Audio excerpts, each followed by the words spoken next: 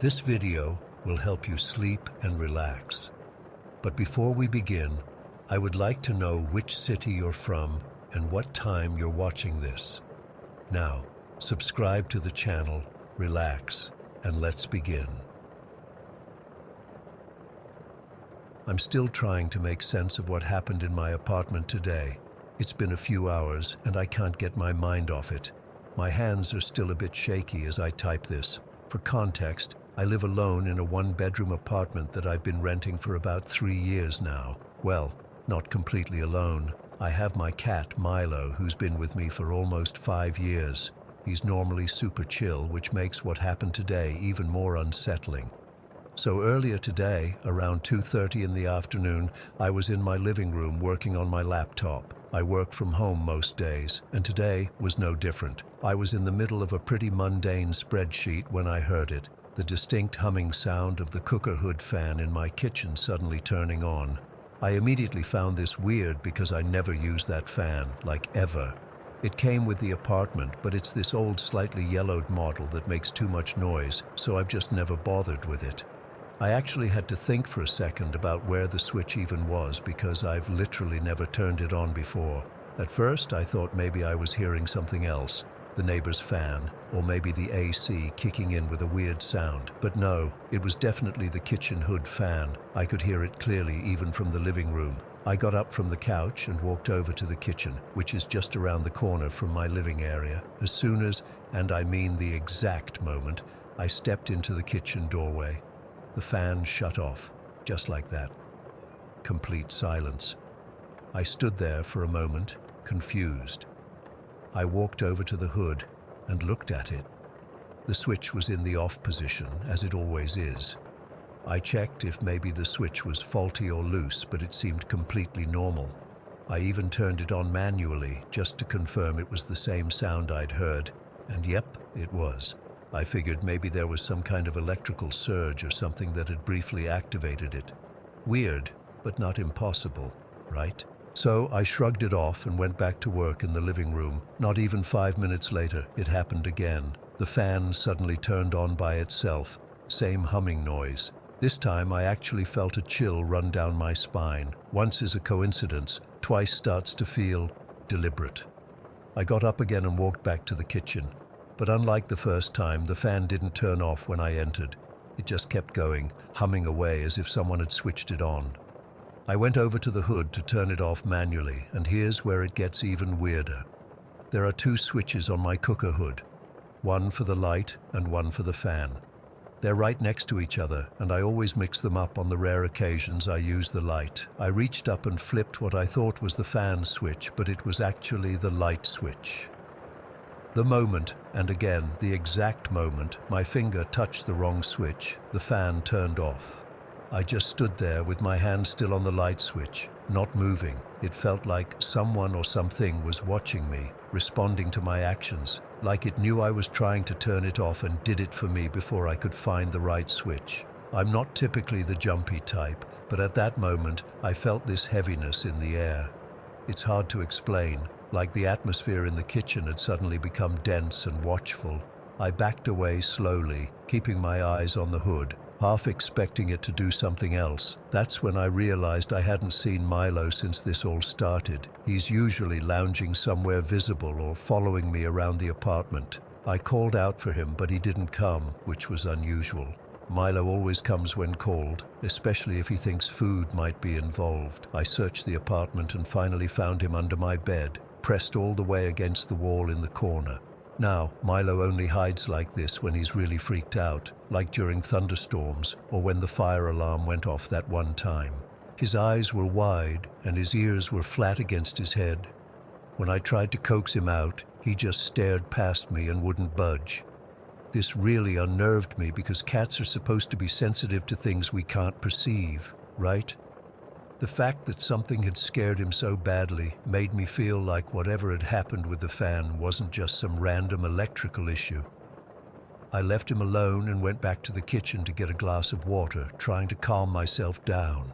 Nothing seemed out of place, no weird smells, no temperature changes, just my ordinary kitchen. I checked the hood again, making sure both switches were firmly in the off position. I even unplugged a few appliances nearby, thinking maybe there was some kind of electrical interference.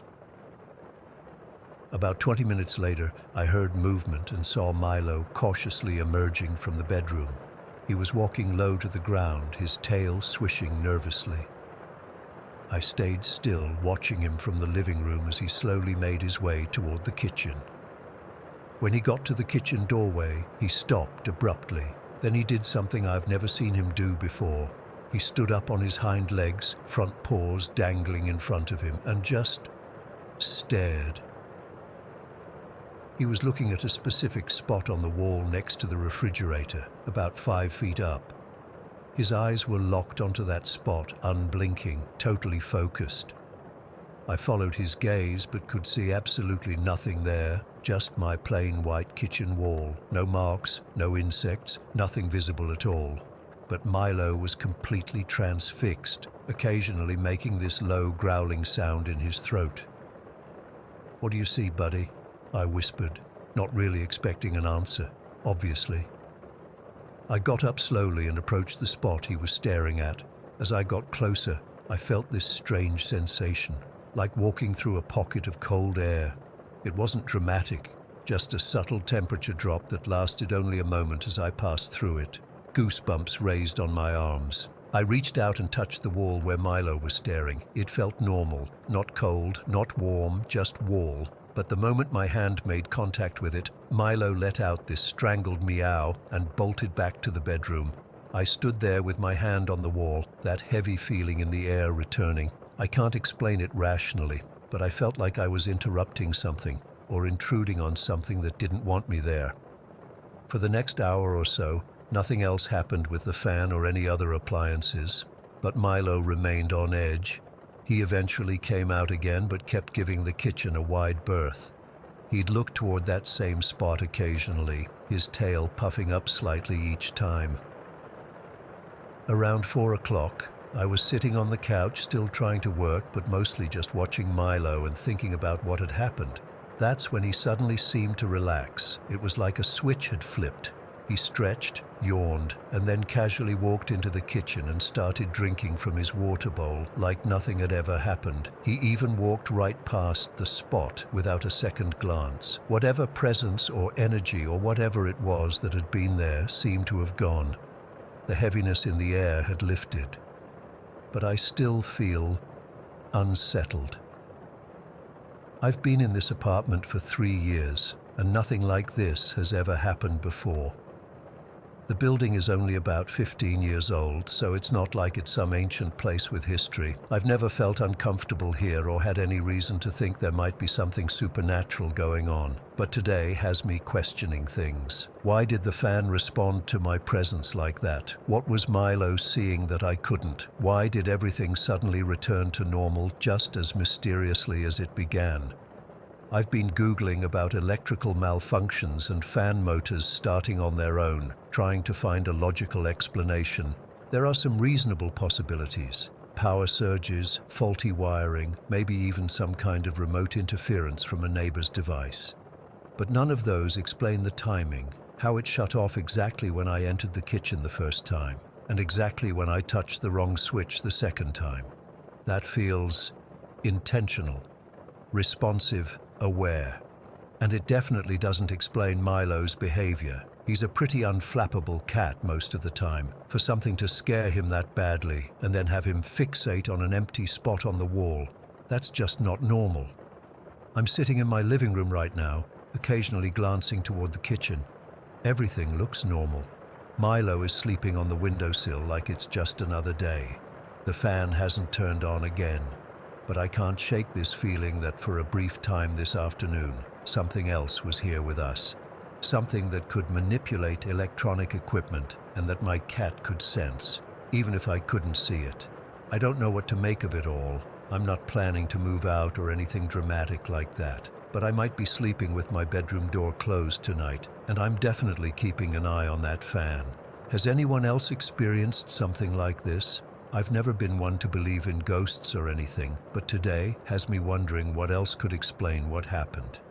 I can't stop thinking about that moment when I touched the wall and felt that cold spot, and how Milo reacted. It makes me wonder what exactly was there, watching us both.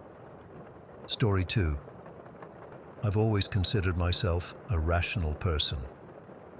Growing up, I laughed at ghost stories and rolled my eyes whenever my roommates would freak out about strange noises in our dorm. I was the skeptic of the group, always looking for the logical explanation. That was until my junior year of college, when something happened that I still can't explain to this day. My husband Jake and I had been living in this modern apartment building near campus in Chicago for about 7 months. It was actually pretty nice for what we could afford as college students. We'd gotten lucky with a deal since Jake's uncle knew the property manager. The building had security cameras in the hallways, key fob entry, and all the modern conveniences.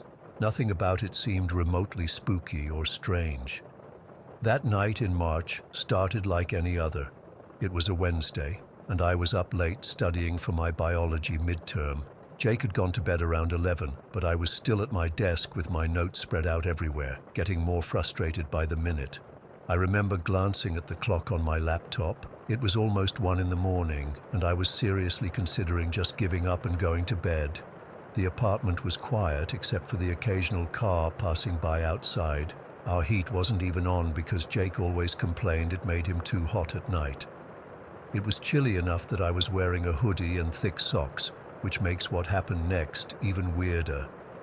I must have dozed off at some point because I suddenly jolted awake.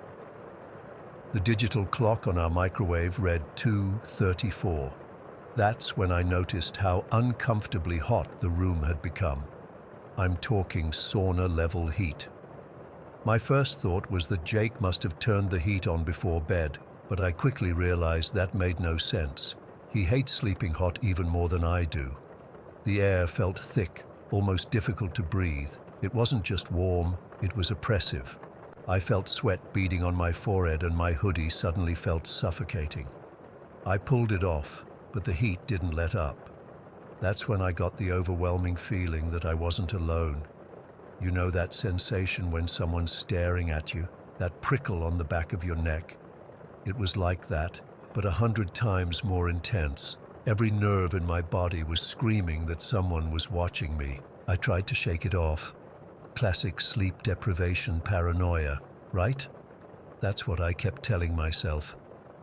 I decided to open a window thinking some fresh air might help. But when I got up and took a few steps toward the window, the heat actually intensified.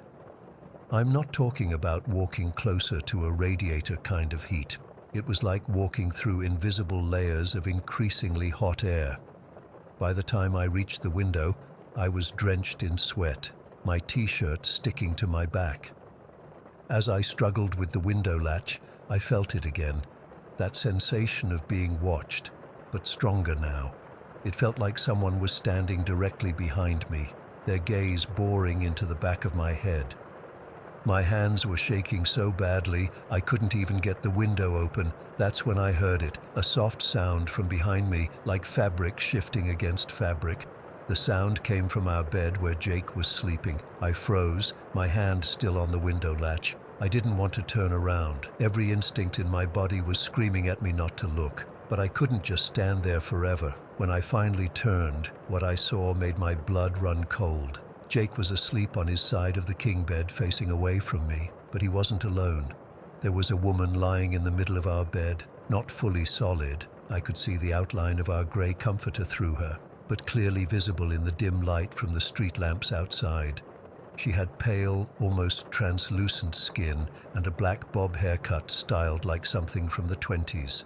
Her lips were dark, probably red, but in the low light they looked almost black. Her eyes were open, deep brown and staring directly at me. She was wearing what looked like a brown negligee or slip dress. The worst part was her expression. She wasn't angry or threatening. She was smiling slightly, like she was amused by my terror, like she'd been waiting for me to notice her. I couldn't move. I couldn't scream. I just stood there, my back pressed against the cold window, staring at this woman in my bed who couldn't possibly be there. And then, while maintaining eye contact with me the whole time, she slowly began to sink into the mattress. Not like she was moving down, more like she was melting into it. First her legs disappeared, then her torso, and finally her face, that slight smile being the last thing to vanish. The moment she disappeared completely, the oppressive heat vanished. The room temperature dropped so suddenly I got goosebumps all over my arms. The heavy feeling in the air lifted, and I could breathe normally again. I stood there for what felt like hours, but was probably only a minute or two. Jake hadn't moved. He was still sleeping peacefully, completely unaware of what had just happened. I didn't go back to bed that night. I couldn't. I sat in our living room with every light on until the sun came up, trying to convince myself that I'd hallucinated the whole thing. Sleep deprivation and stress from midterms. That had to be it, right? The next morning I was a wreck. Jake noticed immediately and asked what was wrong. I couldn't bring myself to tell him what I'd seen. It sounded crazy even in my own head. Instead, I blamed it on stress from studying and said I hadn't slept well. I had class that morning, but I couldn't focus at all. All I could think about was that woman's face, her smile, the way she'd looked directly at me as she disappeared into our mattress. During my lunch break, I found myself walking to the building's management office instead of the cafeteria. The older woman at the front desk, Martha, had worked there for years. She'd mentioned once that she knew a lot about the building's history. I tried to sound casual as I asked if she knew anything interesting about our apartment or the building. "Oh, honey, this building has quite a history," she said, leaning forward like she was sharing a secret. "Before it was apartments, it was offices in the 70s and 80s. But back in the 20s, this place was a speakeasy." My stomach dropped. The 20s, the woman's haircut and style. "A speakeasy?" I managed to ask, trying to keep my voice steady. "Oh yes," Martha continued, clearly enjoying having someone interested in her stories. "Run by Ralph Capone, Al Capone's brother. Not as famous, but just as dangerous in his day." She went on about the building's history, but my mind was stuck on the connection to the 20s. When I asked specifically about any deaths in the building, she gave me a strange look, but said she didn't know of any specific incidents, though with a history like this place has, I'm sure there were some. I spent the next few days researching the building's history online between classes. I couldn't find much, just a few mentions of the speakeasy and its connection to the Capone family. Nothing about a woman matching the description of what I'd seen. For a while I managed to convince myself it had been a stress-induced hallucination. Jake and I continued living in the apartment, though I always felt uneasy at night. I started going to bed when Jake did, never wanting to be awake alone after midnight. I never told him why. 3 months passed, without incident. Then, on a Saturday afternoon, Jake and I were heading out when we noticed the apartment next to ours was being renovated.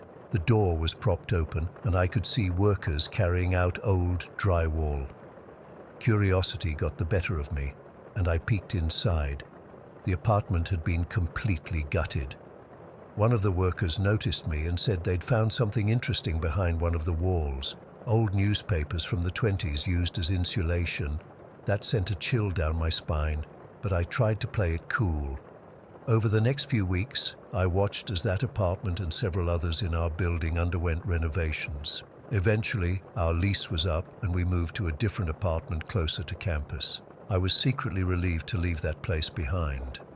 2 years later, after graduation, I was walking through that neighborhood with a friend when I noticed our old building had been completely renovated. The ground floor, which used to be the building's lobby, was now a quilting shop with big windows facing the street. Something compelled me to go inside. The shop was bright and cheerful, nothing like the building I remembered. An older woman greeted us from behind the counter. Making small talk, I mentioned I used to live in the building. "Oh, how interesting," she said. "My husband and I bought this space last year. We've been researching the building's history for a little display we're putting together. Would you like to see what we've found?" She led us to a small alcove near the back of the shop where they'd set up a display of old photographs and newspaper clippings about the building's history. As she showed us the materials, explaining each item with enthusiasm, my eyes fixed on one particular photograph. It was a black and white portrait of a man in a suit, probably from the 50s or 60s. He had a stern expression, dark eyes and thin lips set in what could almost be described as a slight smile. "That's Dr. Gus Lancaster," the shop owner explained. "He had his practice in this building from the 40s until the 60s. We found his photo in some old records. But I wasn't listening anymore, because despite the shop owner identifying the photo as a man named Dr. Lancaster, I was looking at the exact face I'd seen hovering next to our bed that night. The same eyes that had stared into mine as they sank into our mattress. And the most terrifying part, they'd hung his portrait on the wall that would have been directly behind our bed in our old apartment, the exact spot where I'd seen the apparition. I made some excuse and left the shop immediately, my heart pounding. To this day, I still can't explain what I saw that night. Was it really Dr. Lancaster's ghost? If so, why did I see him as a woman, or was it someone else entirely? And why did they appear to me? I've never been back to that building, and I never will. Sometimes I still wake up in the middle of the night, drenched in sweat despite the cool air, with the unshakable feeling that someone is watching me. And in those moments, I swear I can see those dark eyes and that slight smile hovering at the foot of my bed, just for a second before fading away. Story 3. I've never really told this story to many people. Most of the time when I do, they either think I'm making it up or they go way overboard with theories about what happened. But I swear on everything I care about, this actually happened to me when I was 8 years old, and I still can't explain it almost 35 years later. It was during the 1988-89 school year at Julius Marks Elementary in Lexington. I was in 3rd grade. My mom worked late most days, so I was enrolled in the after-school program. Usually it was just supervised play or homework time, but on Thursdays they offered an art class in the cafeteria. I wasn't particularly artistic, but I enjoyed it enough, mostly because Miss Hensley, the art teacher, was nice and would bring cookies sometimes. This particular day was in late October or early November. I remember it was already getting dark early. We were making some kind of seasonal craft with construction paper and glue. I think it was supposed to be a turkey or something for Thanksgiving, but I'm not entirely sure anymore.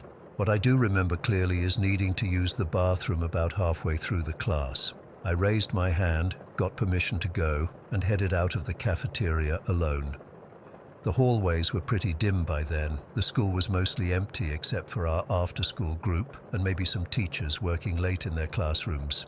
The bathroom was down the hall and around a corner from the cafeteria, maybe 50 feet away at most. I wasn't scared of being alone in the school or anything. I was generally a pretty brave kid, the type who liked exploring the woods behind our house and wasn't afraid of the dark. But as I walked down that hallway, I suddenly got this feeling that someone was watching me.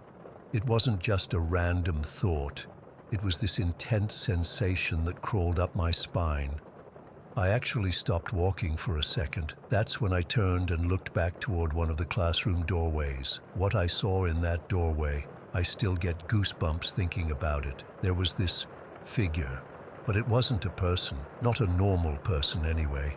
It was small, maybe 3 or 4 feet tall at most, extremely thin, like unnaturally skinny, with limbs that seemed too long for its body. But the head is what really terrified me. It was huge compared to the body, shaped like an egg but wider at the top, and it was just wrong. The proportions were all wrong.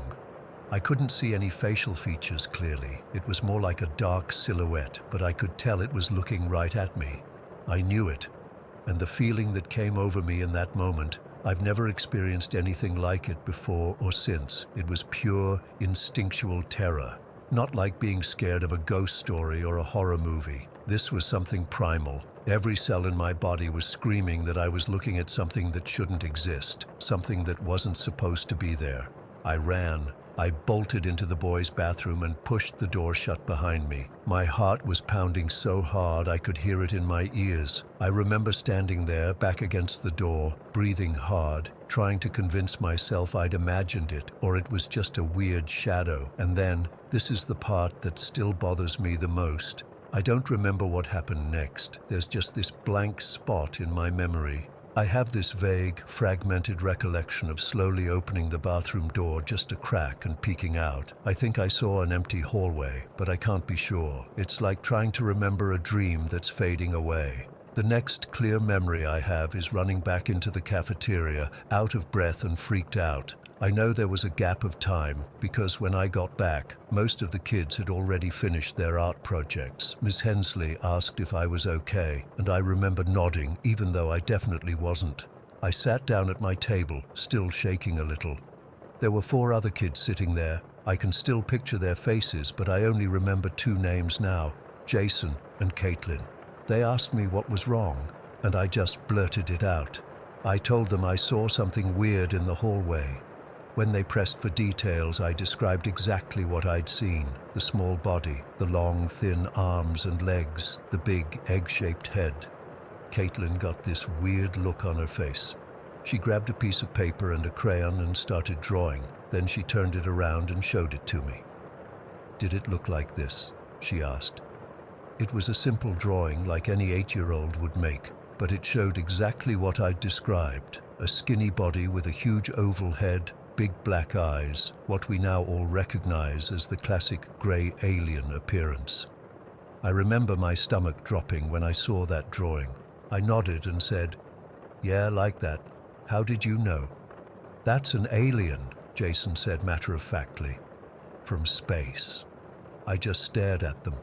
The thing is, this was 1988. I had never seen pictures of gray aliens before. This was before the X-Files made them super popular.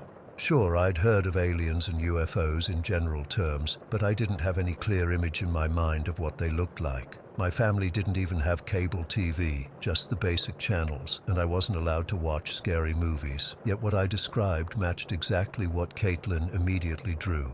That's when I started feeling really sick to my stomach. Miss Hensley must have noticed something was wrong because she came over and asked if I needed to call my mom. I said no because I didn't want to worry her at work, but I remember being extremely quiet for the rest of the afternoon until my mom picked me up.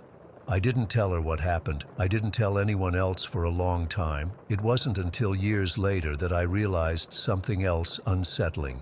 Based on when I left the cafeteria and when I returned, I lost about 10 minutes. That might not sound like much, but it's a significant gap when you're just going to the bathroom down the hall. Where did that time go? What happened in the bathroom that I can't remember? I've thought about this a lot over the years. I'm 43 now, and I still don't have answers. I've never had any other experiences like this. I don't have mysterious scars or recurring nightmares or any of the other things people associate with alien abductions. I've never seen a UFO. I've never experienced missing time in any other situation. Some people I've told think I must have been taken during those missing minutes, that maybe they did something to my memory. Others think I just had an overactive imagination as a kid and scared myself, maybe even dozed off in the bathroom for a few minutes. A therapist once suggested it might have been a brief dissociative episode triggered by stress, though I don't remember being particularly stressed as a kid. But none of those explanations feel right to me. What I saw felt real, and the fact that I described something I had no prior knowledge of, something that matched what we now recognize as the stereotypical gray alien, makes it hard for me to dismiss it as just imagination. The school is still there. I've driven by it a few times as an adult. It looks smaller than I remember, as childhood places often do. I've wondered about going inside, walking down that hallway again, seeing if it triggers any additional memories. But I never have. Part of me doesn't want to know. I don't claim to know what I saw that day. I'm not saying it was definitely an alien or some interdimensional being or whatever. I'm just saying that something happened that I can't explain, something that left a mark on me. The most frustrating part is how people react when I tell them. They either completely dismiss it as a childhood fantasy, or they go to the opposite extreme and are convinced I was abducted and had my memory wiped. There doesn't seem to be any middle ground where people just accept that maybe something weird happened that defies easy explanation. I've spent hours researching similar encounters, looking for anything that might help make sense of what I experienced. I've read about sleep paralysis, hallucinations, the way memory works, and yes, alien encounter stories too. Nothing quite matches up perfectly with what happened to me. The school itself doesn't have any history of hauntings or other strange occurrences that I've been able to find.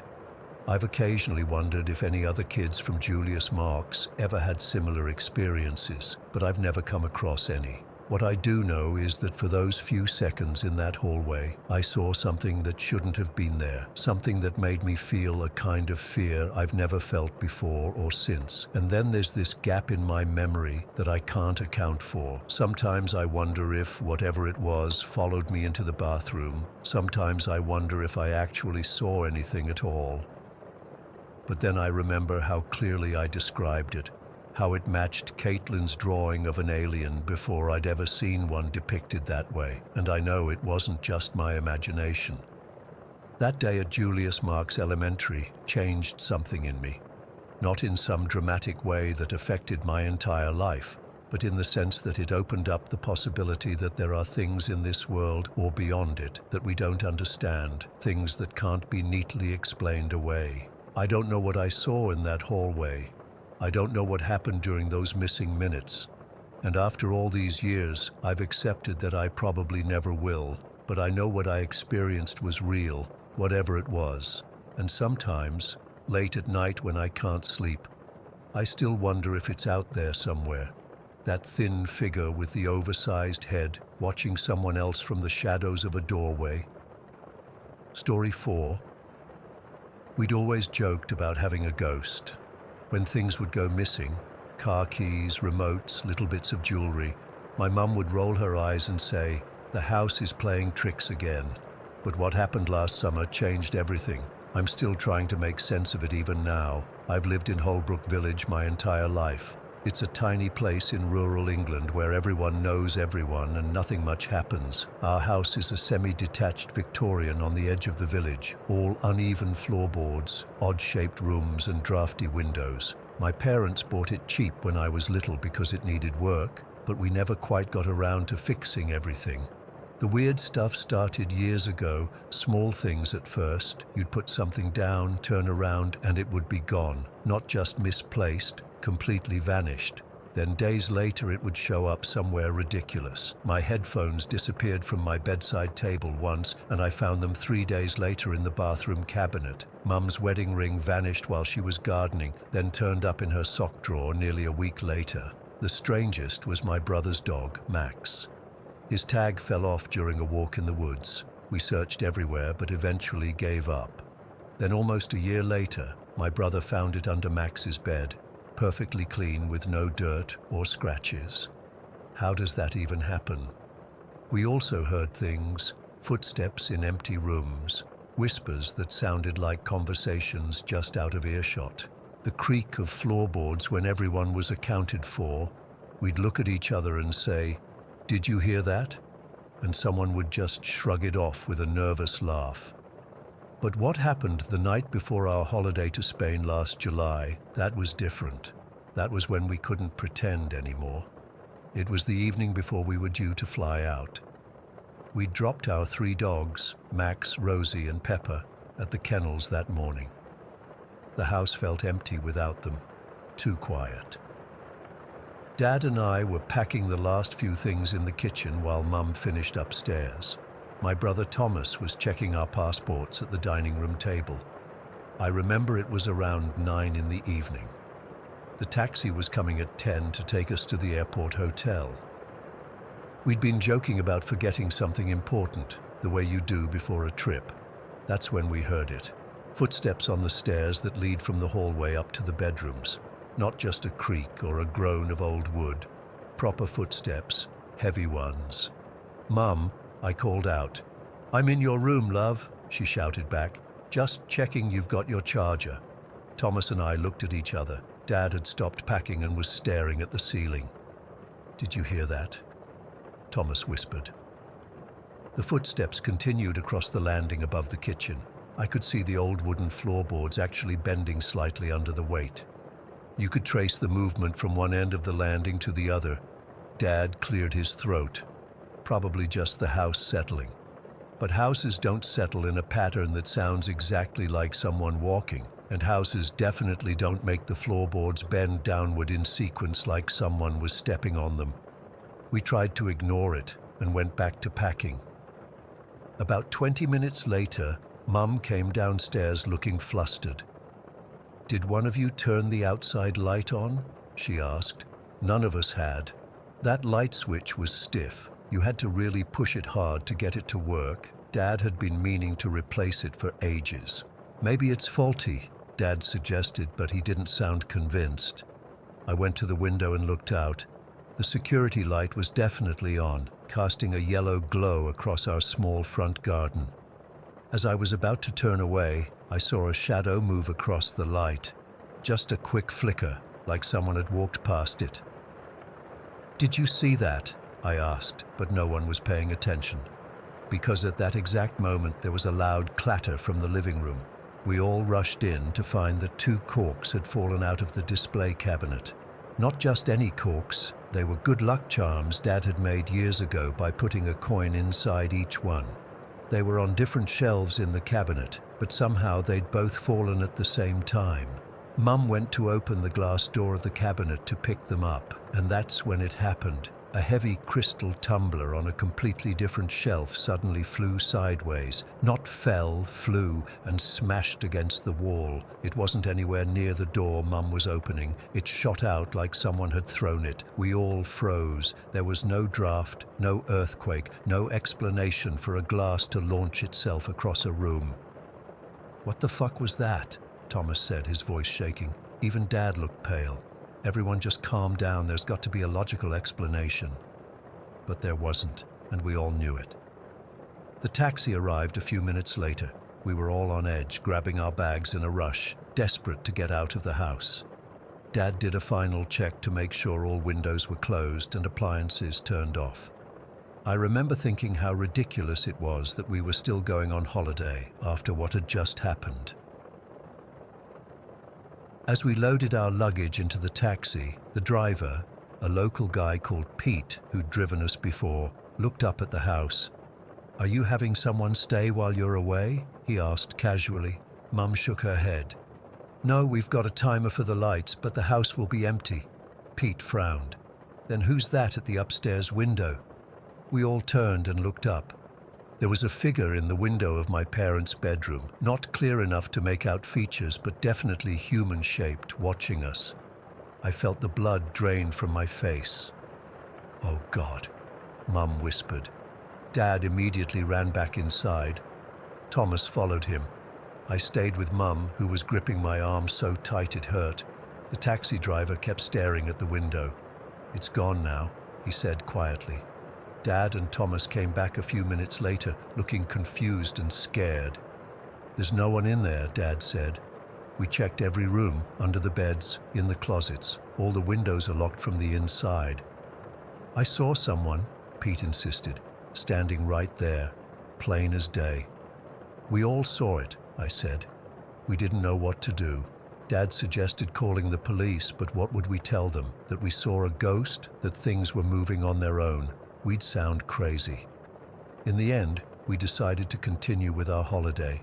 Dad locked up again, double-checking everything, and we got in the taxi. As we drove away, I looked back at the house. The outside light switched off suddenly, plunging the front of the house into darkness. The whole ride to the airport hotel, no one spoke much.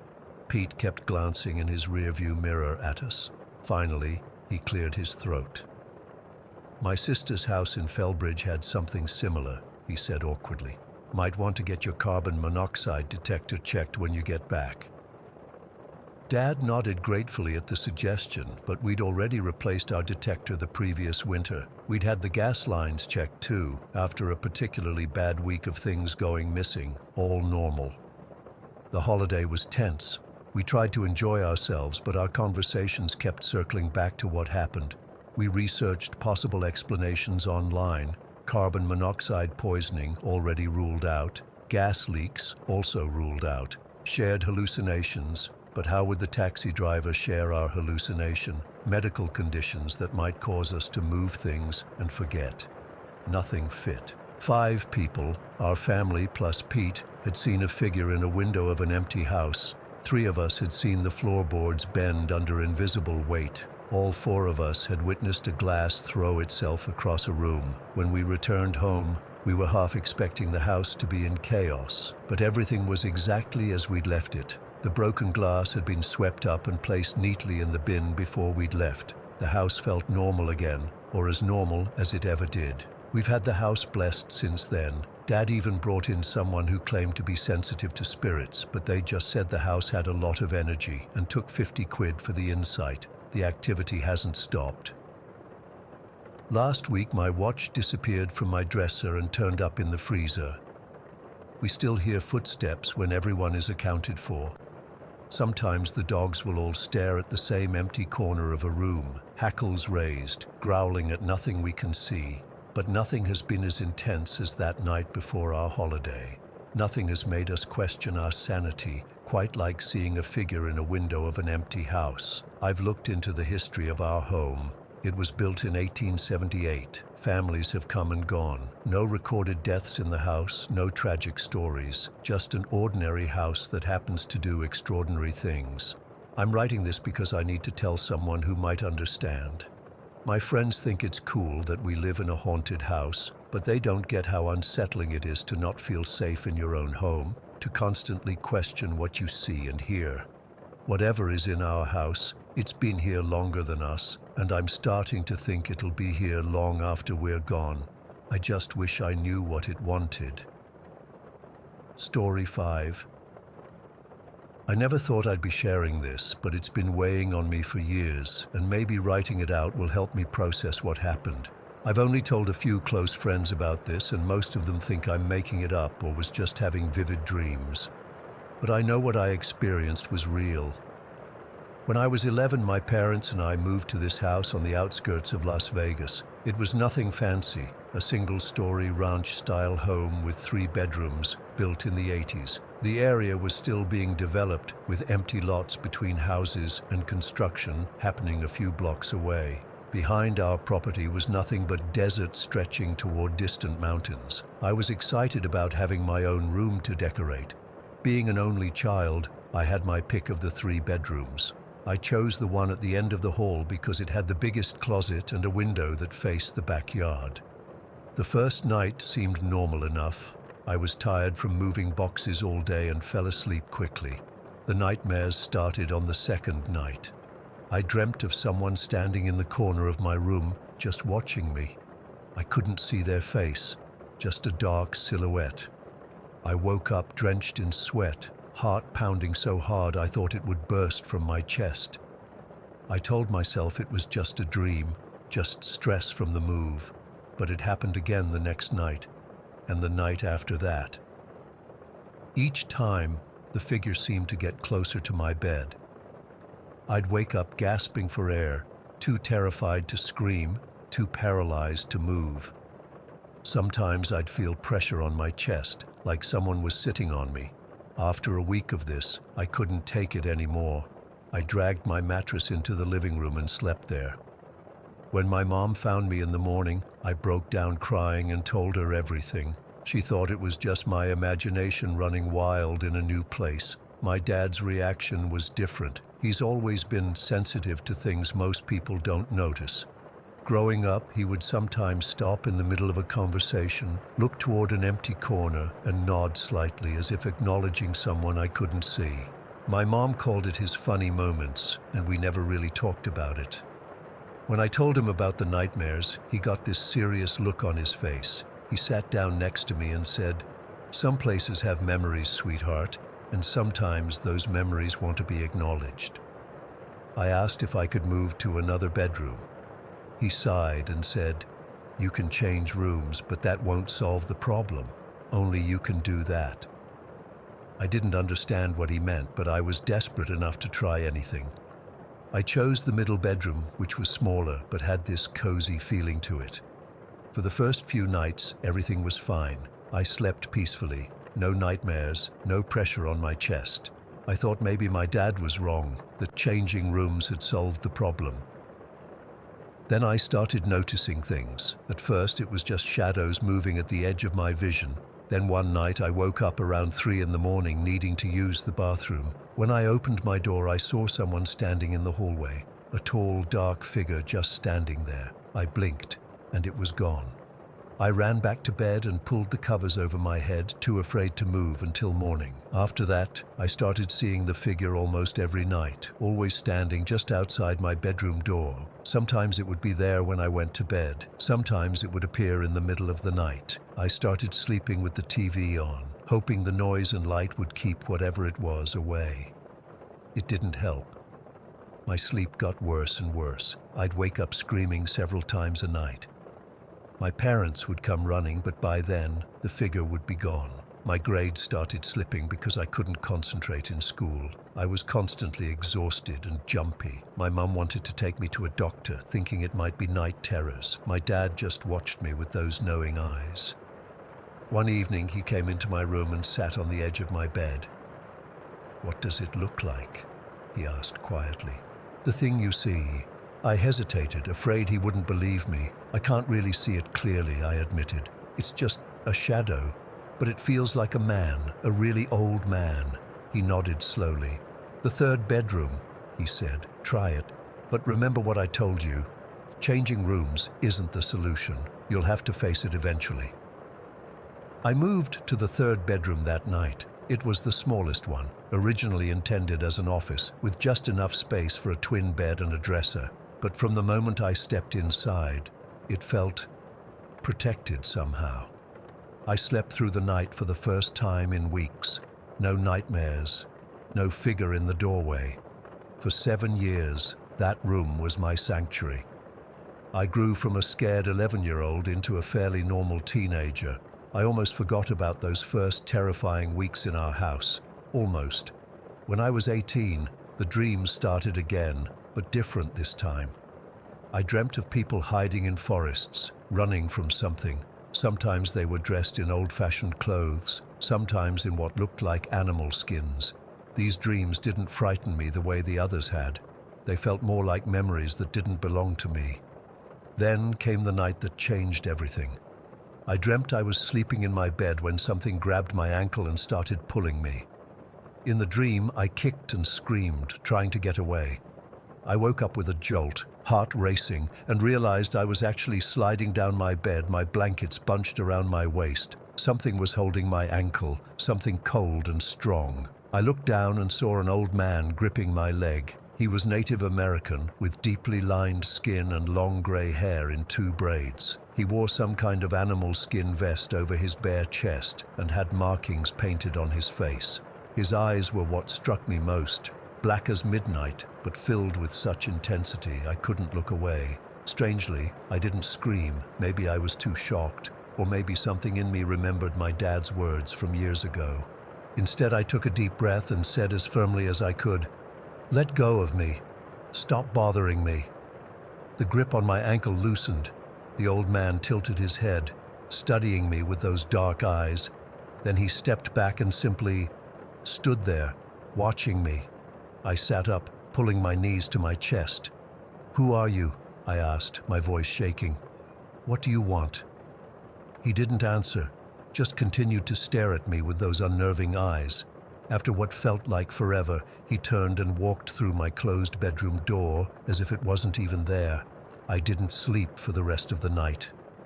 When morning came, I went straight to my dad. He was in the kitchen making coffee, but one look at my face and he sat down at the table, gesturing for me to join him. I told him everything. The dreams of people in forests, the old man pulling me down the bed, what he looked like. My dad didn't seem surprised. "He's been here all along," he said quietly, watching us, waiting. "For what?" I asked. "For someone who could see him, talk to him." He took a sip of his coffee. "Ask him why he's here. Not tonight. Give it a day or two. But when you're ready, Ask him. I thought my dad was crazy. How was I supposed to have a conversation with a ghost?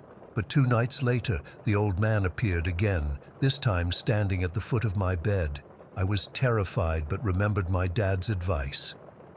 "Why are you here?" I asked, my voice barely above a whisper. He stared at me for a long moment before speaking. His voice was deep and raspy, like dry leaves blowing across stone. "This is my land," he said. "You do not belong here." "We live here now," I said. "This is our home." He made a dismissive gesture with his hand. "Your home is nothing. This land was ours before your people came with their noise and their machines. It is still ours." He disappeared after that, but I felt his presence lingering. The next day, my dad and I researched the history of the area. According to local records, no Native American tribes had permanent settlements in this specific area for hundreds of years before development began. If this spirit was attached to this exact plot of land, he must have been incredibly ancient. My dad suggested we make a deal with him. That night, we both waited in my room.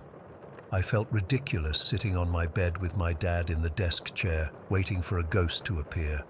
But around midnight, the temperature dropped suddenly, and there he was, the old Native American man, standing in the corner. My dad couldn't see him, but he sensed his presence. "We know you were here first," my dad said to the empty corner. "We respect that. We're not here to disturb you or disrespect your land. We're just living our lives like you once lived yours." I relayed what the spirit said in response. "You build your boxes and cut into the earth. You do not listen to what the land tells you." My dad nodded. "Maybe we don't listen as well as your people did, but we're trying to learn. Can we find a way to live here together? You stay, we stay. You respect us by not touching or scaring anyone in this house, and we'll respect you and your connection to this land." The old man considered this for a long time. Finally, he nodded once. "If you break this agreement, I will drive you out," he said to me. "If I break it," my dad responded through me, "we'll cleanse this property and send you away for good." That night marked the beginning of a strange coexistence. The old man kept his word. No more nightmares, no more being pulled down the bed. But I would still see him sometimes, standing in the hallway or looking out the windows toward the desert. As the months passed, I realized I was seeing other spirits too, faint shapes moving through our house or yard, always keeping their distance.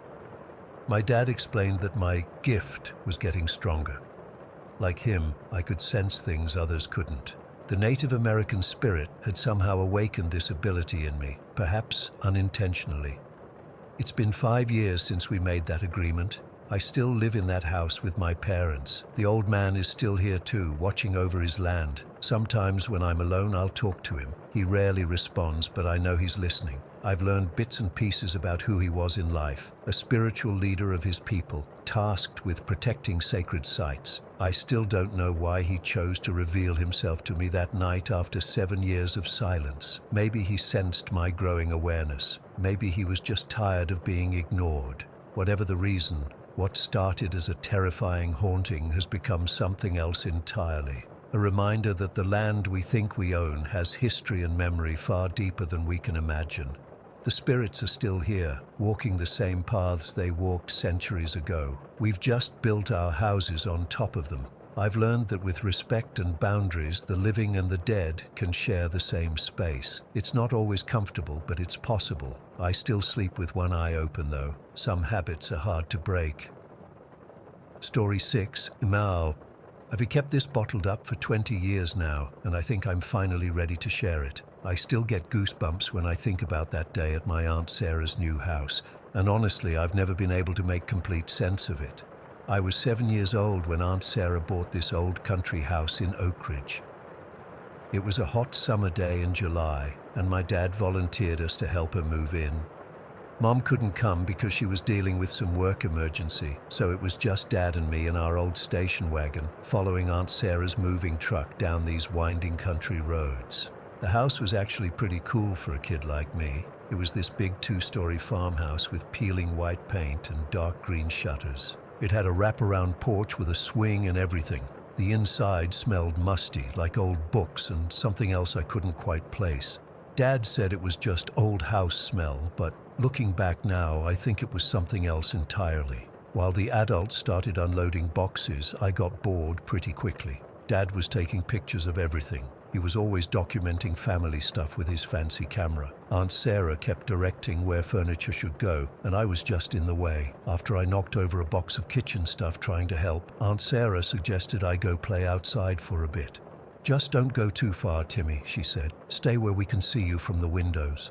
The backyard was huge, with tall grass that tickled my knees and a line of trees maybe 50 yards from the house. I found a stick and was poking around in the grass, looking for bugs or whatever, when I heard someone call out to me, "Hey, wanna play?" I looked up and saw a boy standing at the edge of the woods. He looked about my age, maybe a little older, with dark hair that hung in his eyes. He was wearing shorts and a t-shirt that looked kind of old-fashioned, but I didn't really think about that at the time. I just thought, cool, someone to play with.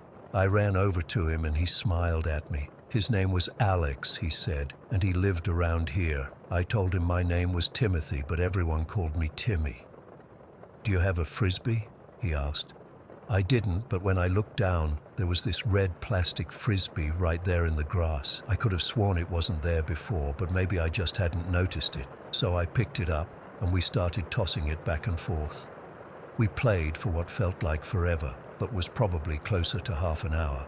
Alex was really good at catching the frisbee, no matter how badly I threw it. Sometimes he'd run deep into the woods to catch it, disappearing between the trees for a few seconds before emerging with the frisbee in hand, grinning. Once, when he went to retrieve a really bad throw, I saw a tall man standing deeper in the woods, just watching us. I assumed it was Alex's dad, so I waved. The man didn't wave back, just kept watching. He was wearing dark clothes and had this weird stillness about him that made me uneasy, but I didn't think too much of it. Adults are weird sometimes. "Is that your dad?" I asked Alex when he came back. He just nodded and kept playing. He didn't talk much, which was fine by me. Then I heard Dad calling me from the house. "Timmy, come help with these boxes." I turned to Alex and said, "I gotta go help my dad, but I'll come back later, okay?" He nodded again, that same small smile on his face. "I'll be here," he said quietly. "I'm always here." I ran back to the house, and when I glanced back, both Alex and the man were gone. I figured they'd just gone home. Inside, Dad had me carrying small boxes to the kitchen while he and Aunt Sarah handled the heavy stuff. I remember Aunt Sarah asking me who I was talking to outside, and I told her about Alex. "Alex?" She looked at my dad with this weird expression. "I thought the neighbors said there weren't any kids nearby." Dad shrugged. "Maybe from further down the road. This is pretty rural, Sarah. We had lunch around 1 o'clock, sandwiches Aunt Sarah had packed. I kept glancing out the window, hoping to see Alex again. After lunch, Dad got his camera out to take more pictures of the house. That's when things got weird. Dad was looking through the photos he'd taken that morning when he stopped suddenly, his face going pale. He called Aunt Sarah over, and they both stared at the camera screen without saying anything. "What's wrong?" I asked, trying to peek at the picture. Dad turned the camera off quickly. "Nothing, buddy, just a weird shadow." But I could tell something was really wrong. Dad and Aunt Sarah were whispering in the corner, and Dad kept shaking his head and saying, "That's impossible, and it must be a camera malfunction." About 20 minutes later, 2 police cars pulled up outside. I remember being excited. I loved police cars at that age, but Dad looked terrified. 3 officers came to the door, and Aunt Sarah invited them in. They talked to the adults first, and I couldn't hear what they were saying, but Dad kept running his hands through his hair the way he did when he was really stressed. Then one of the officers, a woman with short blonde hair, came over and knelt in front of me. She introduced herself as Officer Brennan and asked if she could ask me some questions. I nodded, feeling suddenly nervous. "Your aunt says you were playing with a boy outside earlier. Can you tell me about him?" I told her about Alex and the frisbee, and how we played catch near the woods. She nodded, writing things down in a little notebook. "And did you see anyone else out there?" she asked. I mentioned the man in the woods, how I thought it was Alex's dad. Officer Brennan exchanged looks with the other officers. Then Dad came over with his camera. His hands were shaking as he turned it on and scrolled to a picture. "Timmy," he said, his voice weird and tight, "I need you to look at this photo and tell me if you see anything." The picture was of the hallway inside Aunt Sarah's house. It looked empty, just the old wallpaper and wooden floor, but when I looked closer, I could see something or someone. In the shadows at the end of the hall, there were two figures, faint, like they were made of smoke or something, but definitely there. One was tall, a man, and the other was smaller, a boy. "That's Alex and his dad," I said immediately, pointing at the shapes. "The ones I was playing with." The room went completely silent. Dad's face lost all its color, and Aunt Sarah made this weird choking sound and sat down hard on a nearby chair.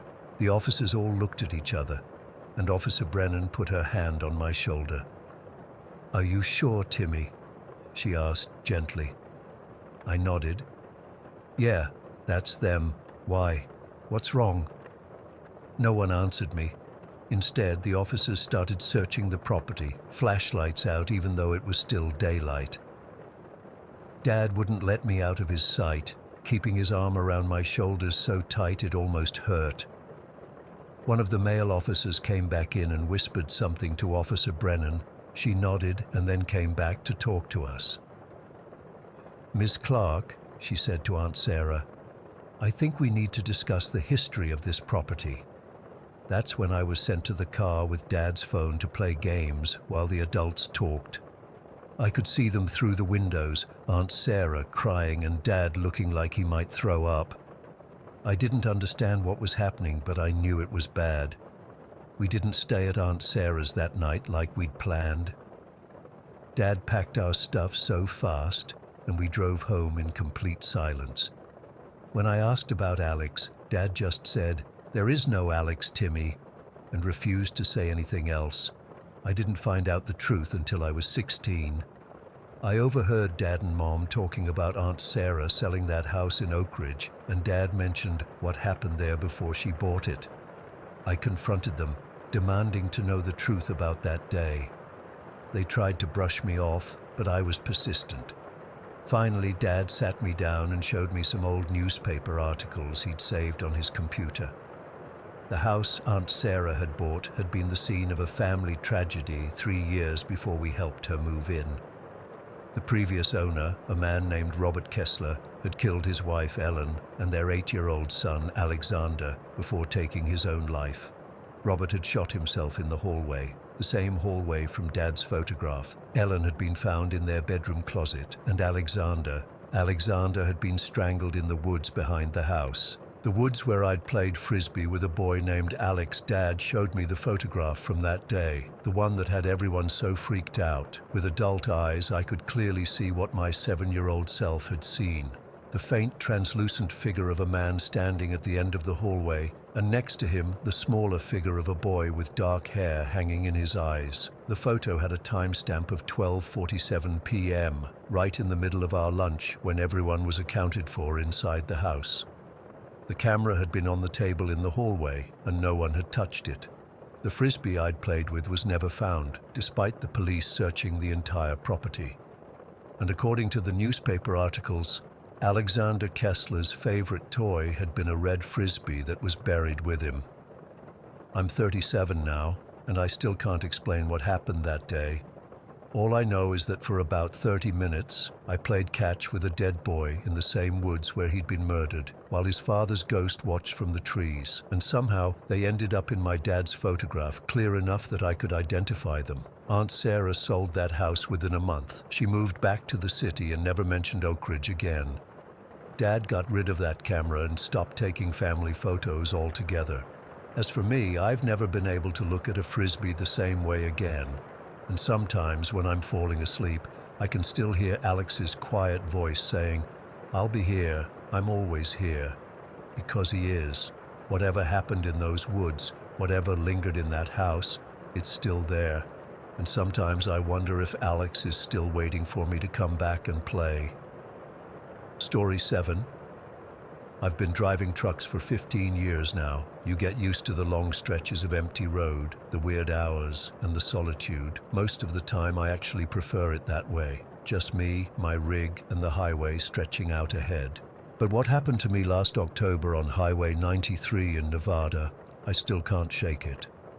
For those who don't know, Highway 93 cuts through some of the emptiest desert you'll ever see.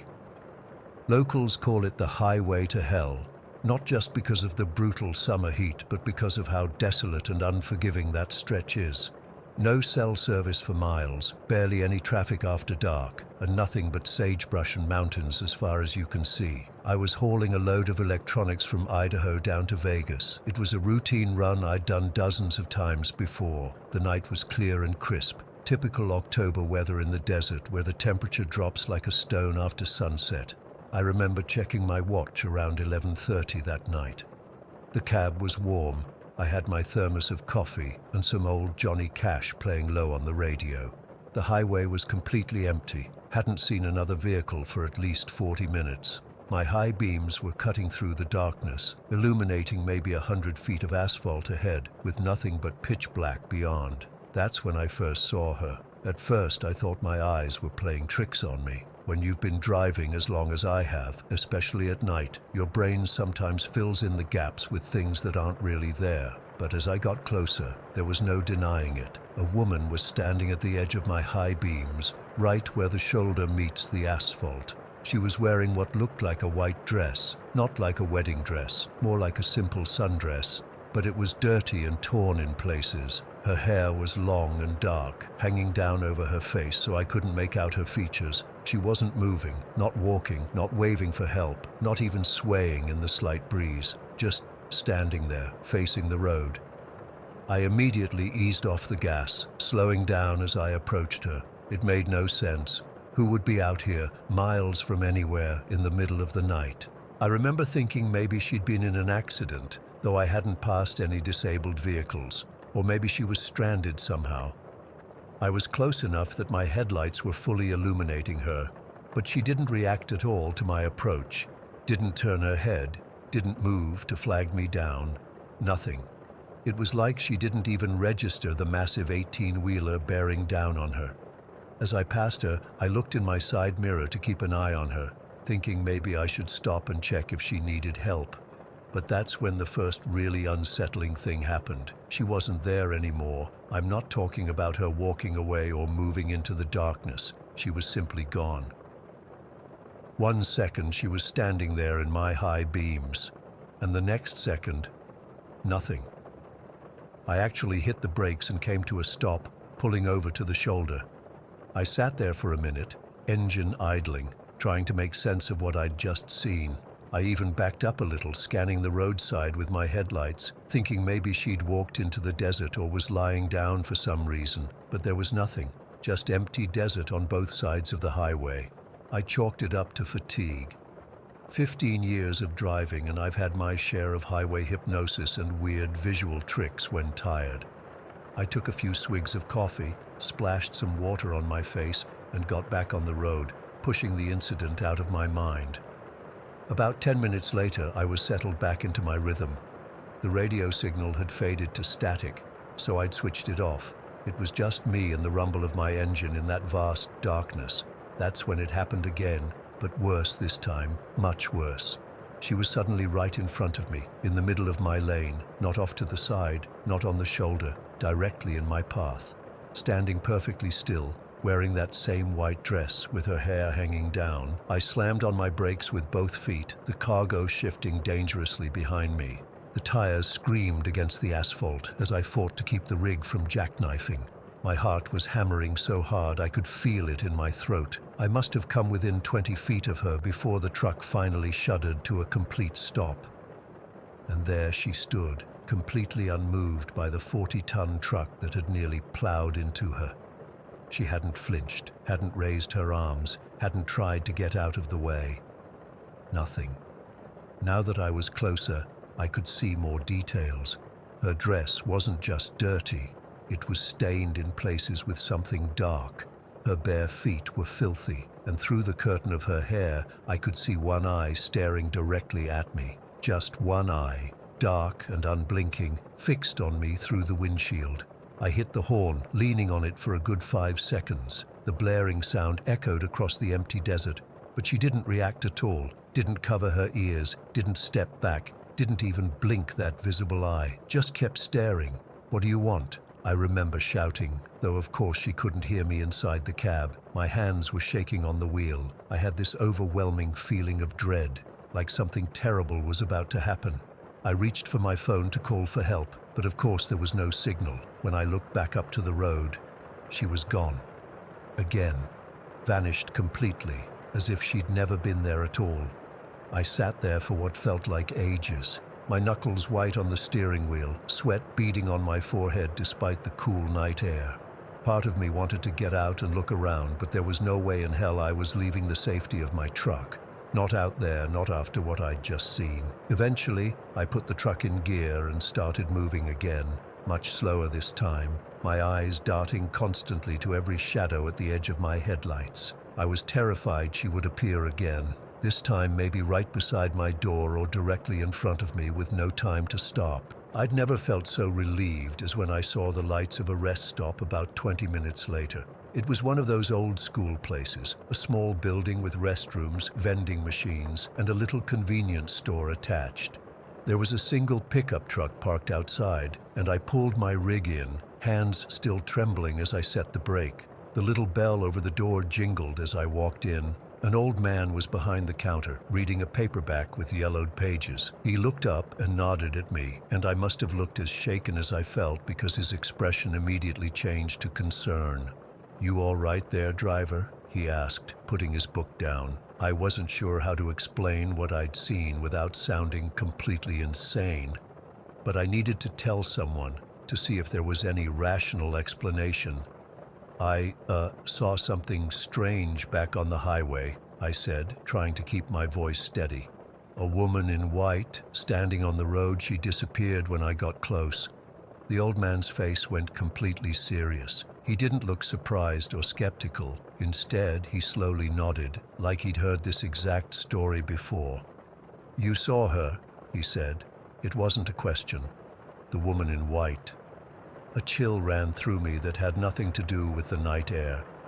"You know about her?" He gestured to a stool by the counter. "Sit down, son.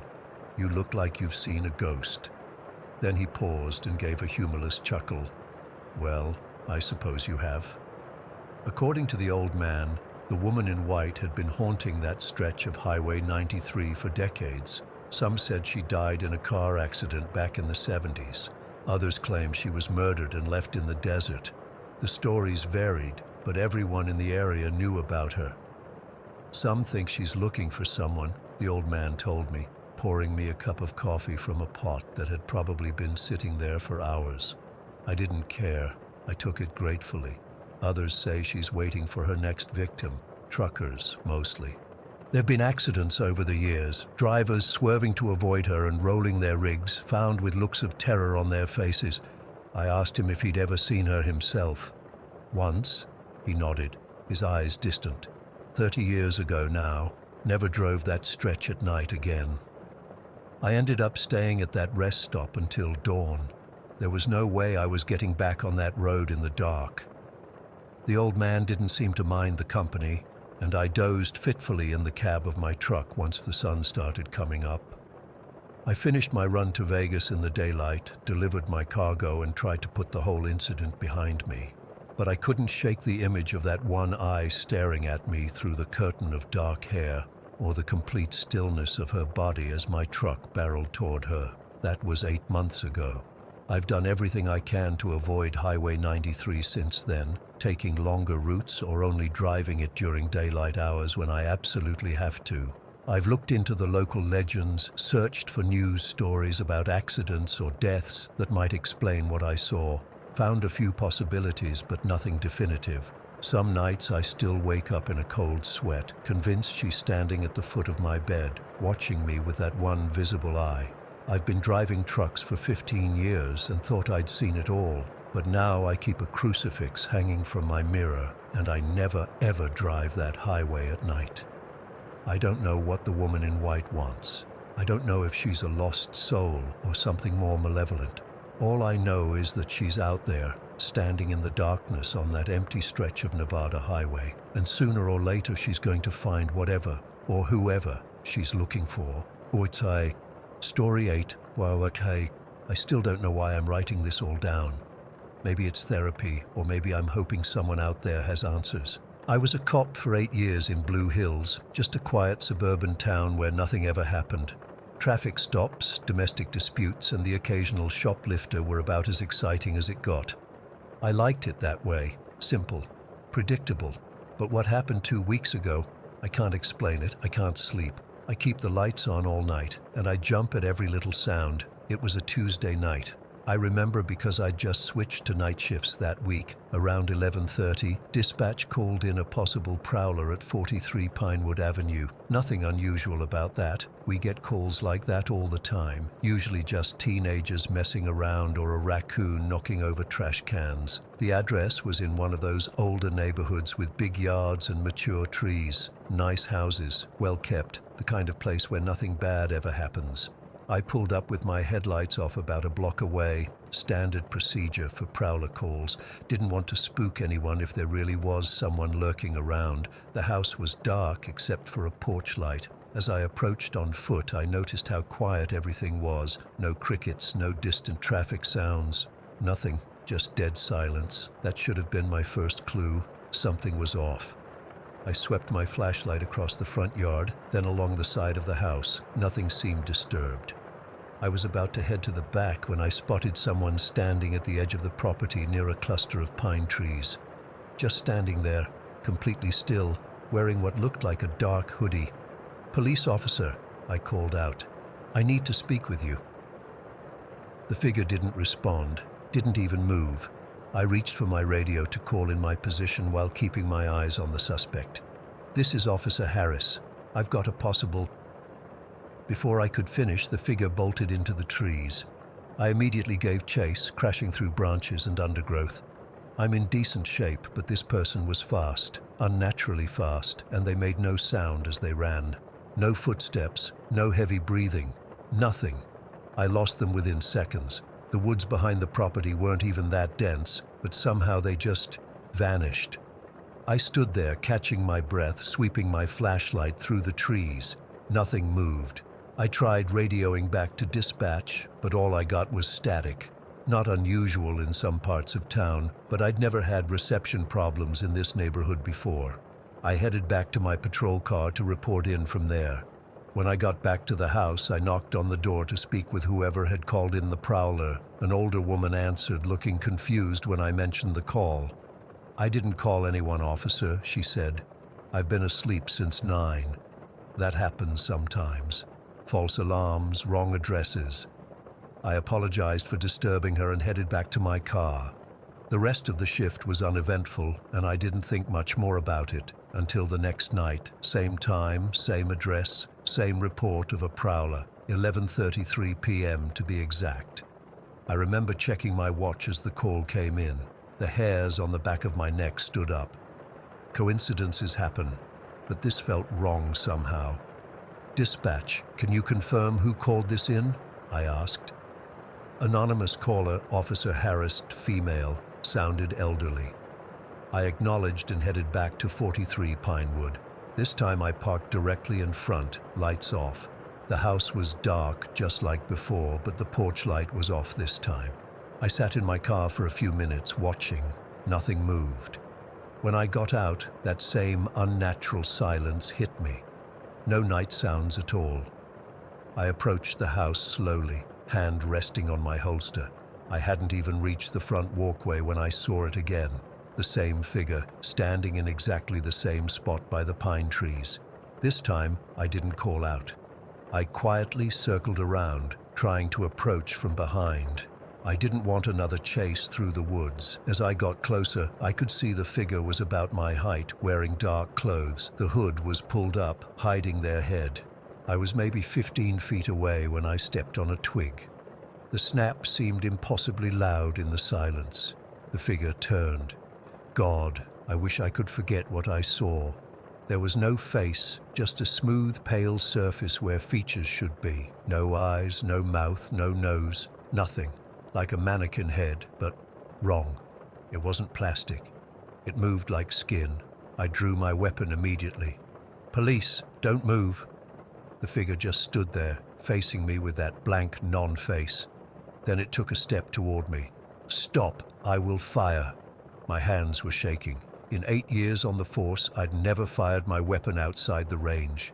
Another step, and then I heard it, whispering, not coming from the figure, but all around me. Multiple voices, too quiet to make out words, but definitely voices. I fired a warning shot into the ground. The sound was deafening in the quiet night.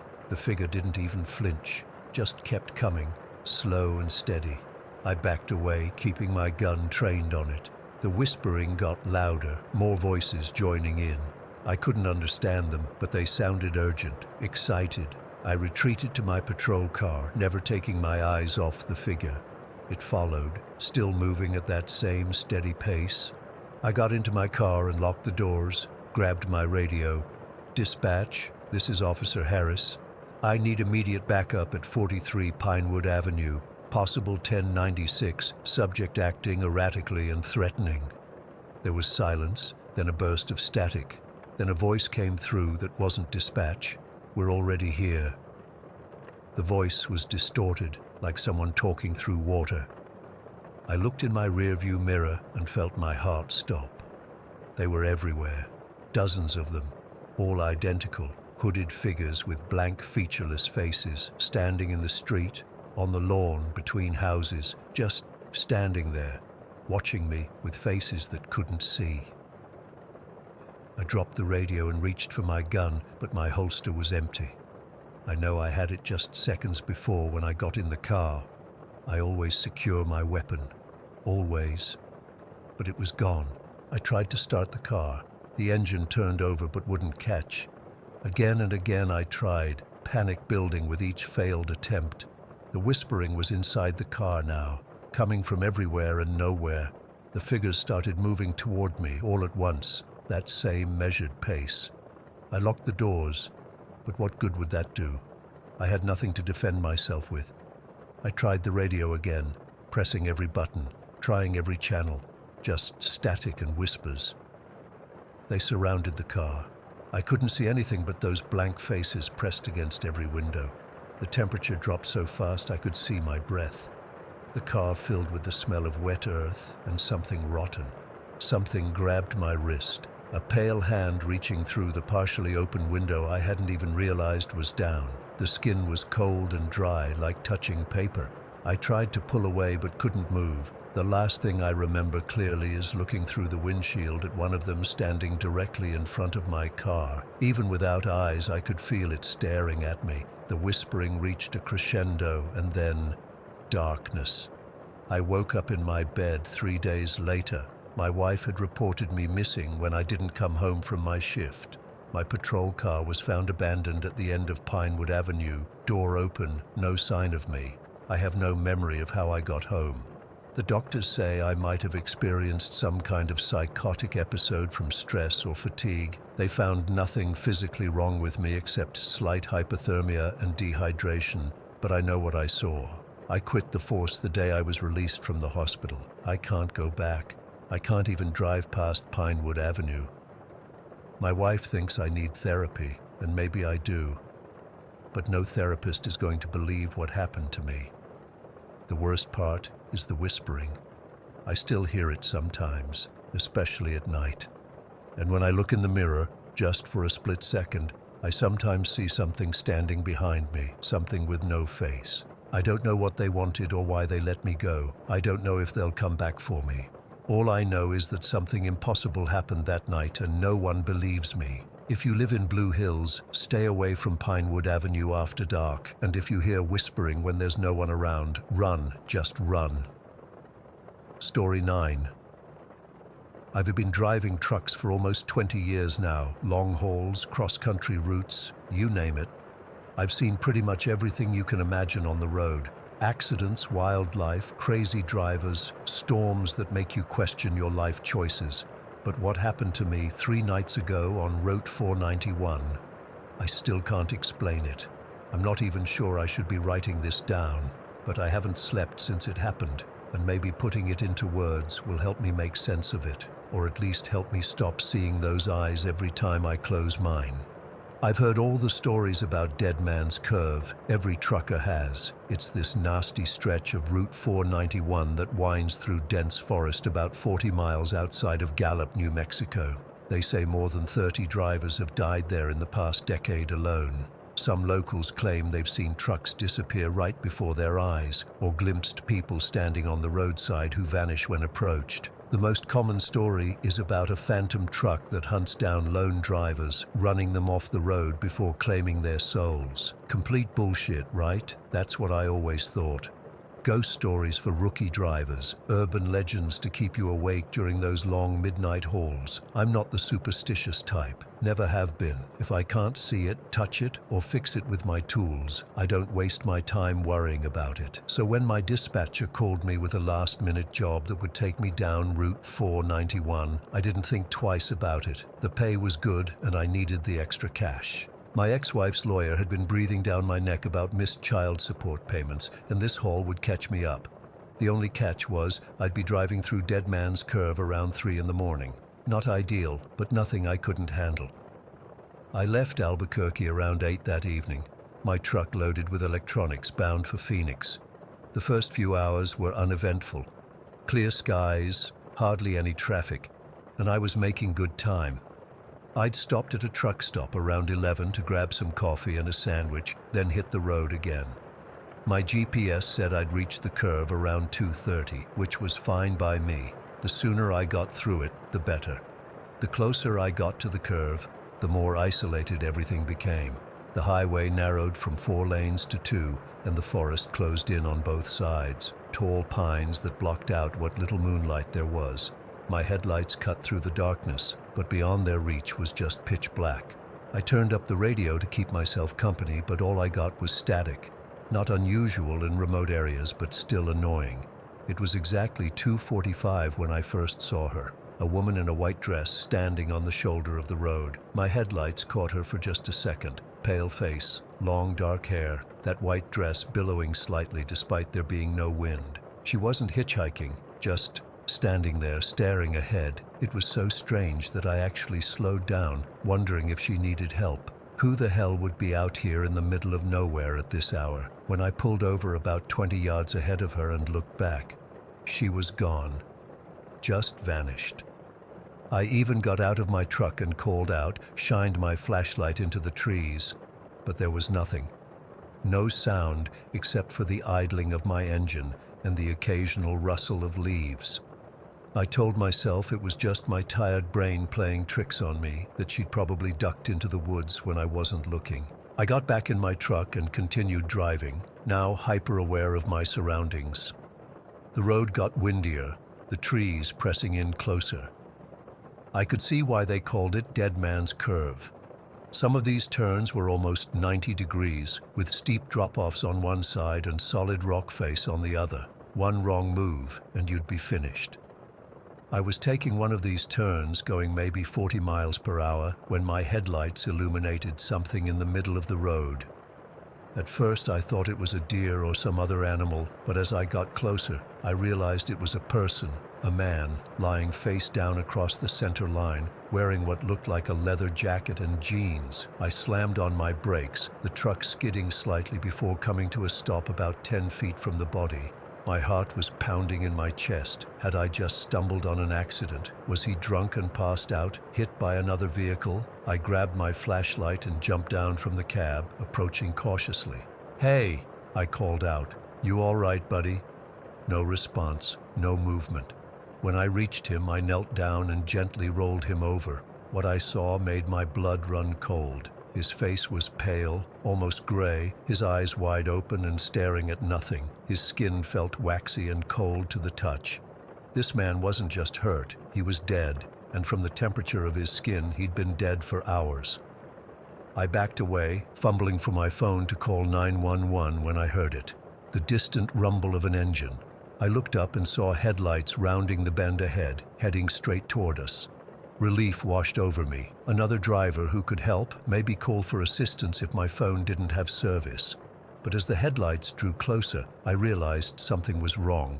They weren't slowing down. In fact, they seemed to be accelerating, bearing down on me and the body at alarming speed. I waved my arms, shouting for them to stop, but the truck kept coming.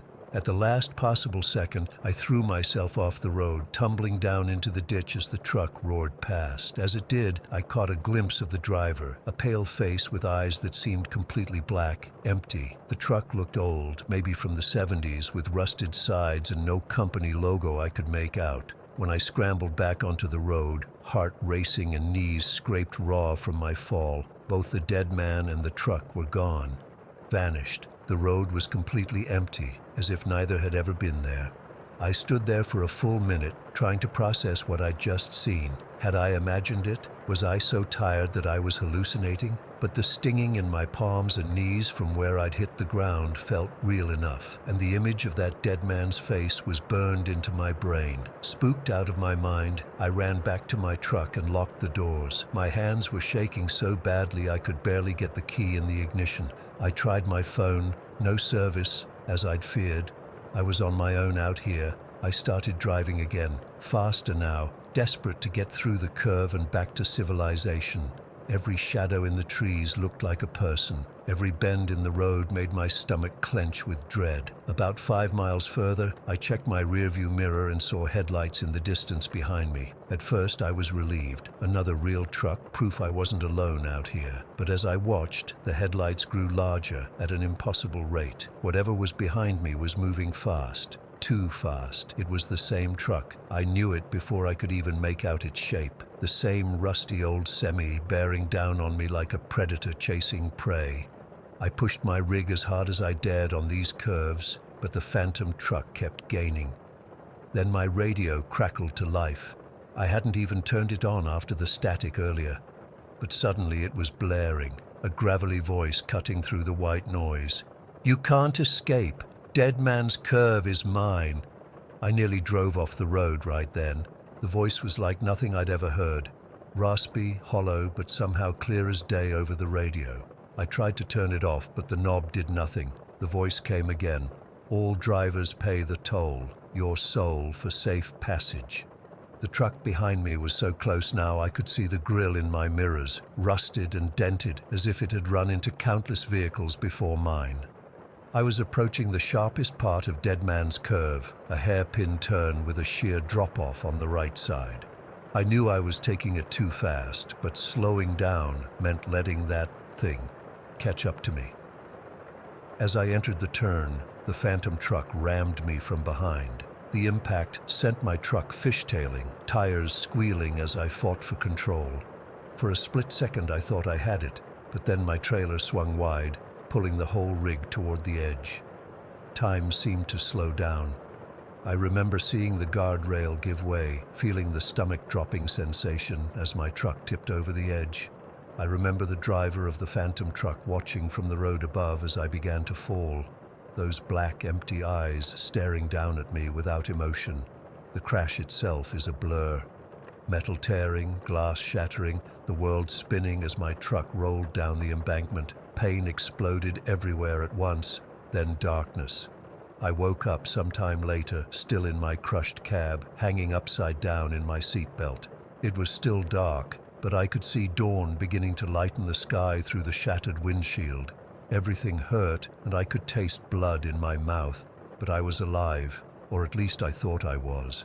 I managed to unbuckle myself and crawl out through what was left of my windshield. My truck was a total wreck, crumpled like a tin can at the bottom of a steep ravine. How I survived at all is beyond me. I climbed up to the road, which took almost an hour with my injuries. When I finally reached the top, a state trooper's car was parked there, lights flashing. The trooper was standing at the broken guardrail, looking down at my wreck. I called out to him, waving my arms, but he didn't react. I walked right up to him, stood right beside him, and he just kept staring down at my truck, talking into his radio about another one and how they never find the bodies. That's when I realized he couldn't see me, couldn't hear me. I've been walking this stretch of road for 3 days now. Other trucks pass through, but no one stops for me. No one sees me waving my arms or hears me shouting, and every night, around 3 in the morning, I see him, the driver of the phantom truck, standing in the middle of the road just like that dead man I found. He smiles at me now, a knowing smile. And I understand what he meant about the toll. Dead Man's Curve has claimed another soul, mine. I don't know why I can still think, still feel like myself. Maybe this is my punishment, to know exactly what happened to me, to be aware as I become just another ghost story truckers tell each other. So if you're ever driving Route 491 at night and you see a man in a flannel shirt and jeans standing by the roadside, that's me, Jake Harper. I'm trying to warn you, don't stop, don't slow down, and whatever you do, don't look in your rearview mirror if you hear a truck coming up behind you, because once Dead Man's Curve has its eyes on you, there's no escaping. Story 10. I've always been a pretty logical person. I don't typically buy into supernatural stuff, and I've never had any weird experiences before. That all changed 3 weeks ago, right after my gallbladder surgery at Lakeside Heights Medical Center. I know this is going to sound absolutely insane, but I swear on everything I care about that what I'm about to share actually happened.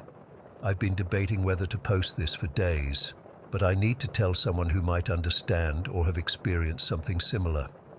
The day I came home from surgery, I was still pretty out of it from the anesthesia. My mom and sister Diane helped me get settled in my bedroom with my pain meds, water, and the TV remote within reach.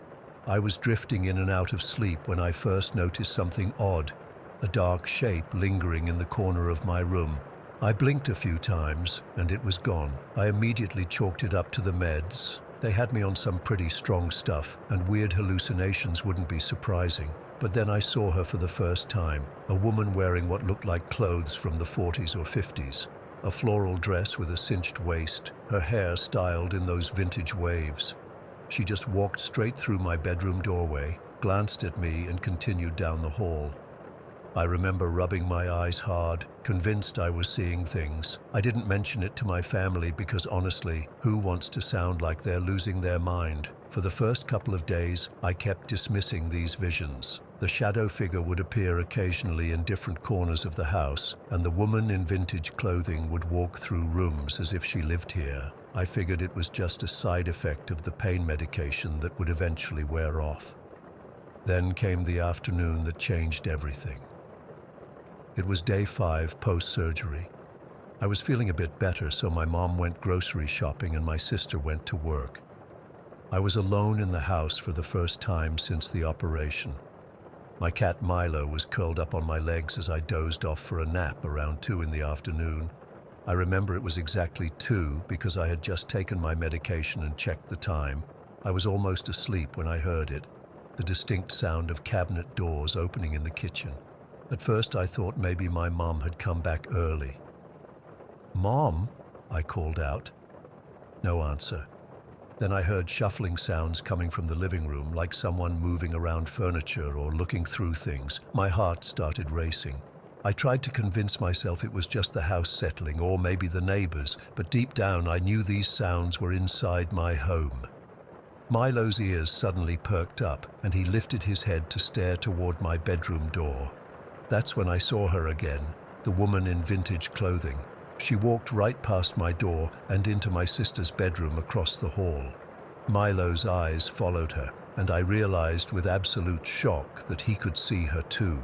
This wasn't a hallucination. What happened next still gives me chills. From my sister's room, I heard dresser drawers opening and closing, distinct, unmistakable sounds of someone rummaging through things. Milo jumped off the bed and went to the doorway, staring into my sister's room, his tail puffed up. I was terrified. I couldn't move well because of my surgery, but I managed to grab my phone and text Diane. "I think someone's in the house. I hear noises coming from your room." Diane called me immediately. "What do you mean? Are you sure it's not just the meds?" she asked. "I'm sure," I whispered, not wanting whoever or whatever was in her room to hear me. "I hear drawers opening and closing. Milo sees it too. Diane told me she was leaving work right away and to call 911 if I heard anything else. I was too scared to call the police, worried they'd think I was just some post-surgery patient hallucinating. Instead, I stayed frozen in bed, watching my doorway while Milo continued to stare into my sister's room. The noises stopped after a few minutes. Milo eventually relaxed and jumped back on the bed, but he kept looking toward the door. 20 minutes later, Diane burst in, having rushed home from work. She searched the entire house, checked all the windows and doors, and looked through her room carefully. "Nothing's disturbed," she said, looking confused. "All my drawers are closed, nothing's missing, and all the doors and windows are locked from the inside." I tried to explain what I'd seen and heard, including the woman in vintage clothing. Diane looked concerned but tried to comfort me. "It's probably just the medication, Em. Your brain is still processing all those chemicals." I nodded, not wanting to argue, but I knew what I had experienced was real. Milo had reacted too.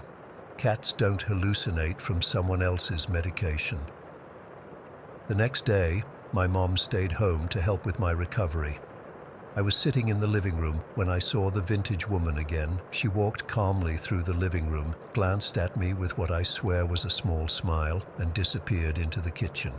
At that exact moment, my phone buzzed with a text from my boyfriend, Jake. "Something weird is happening at work. Don't want to freak you out, but there's something in the warehouse with me." I immediately called him. "What do you mean?" I asked. Jake's voice was hushed and shaky. "You're going to think I'm crazy, but there's something here.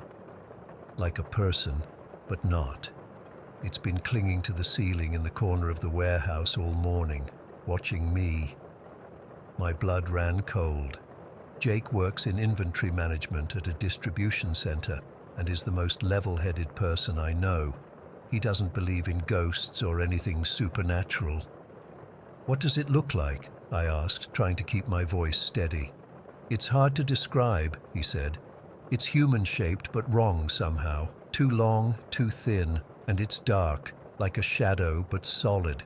It hasn't moved, just stays up there staring at me. None of the other guys seem to notice it."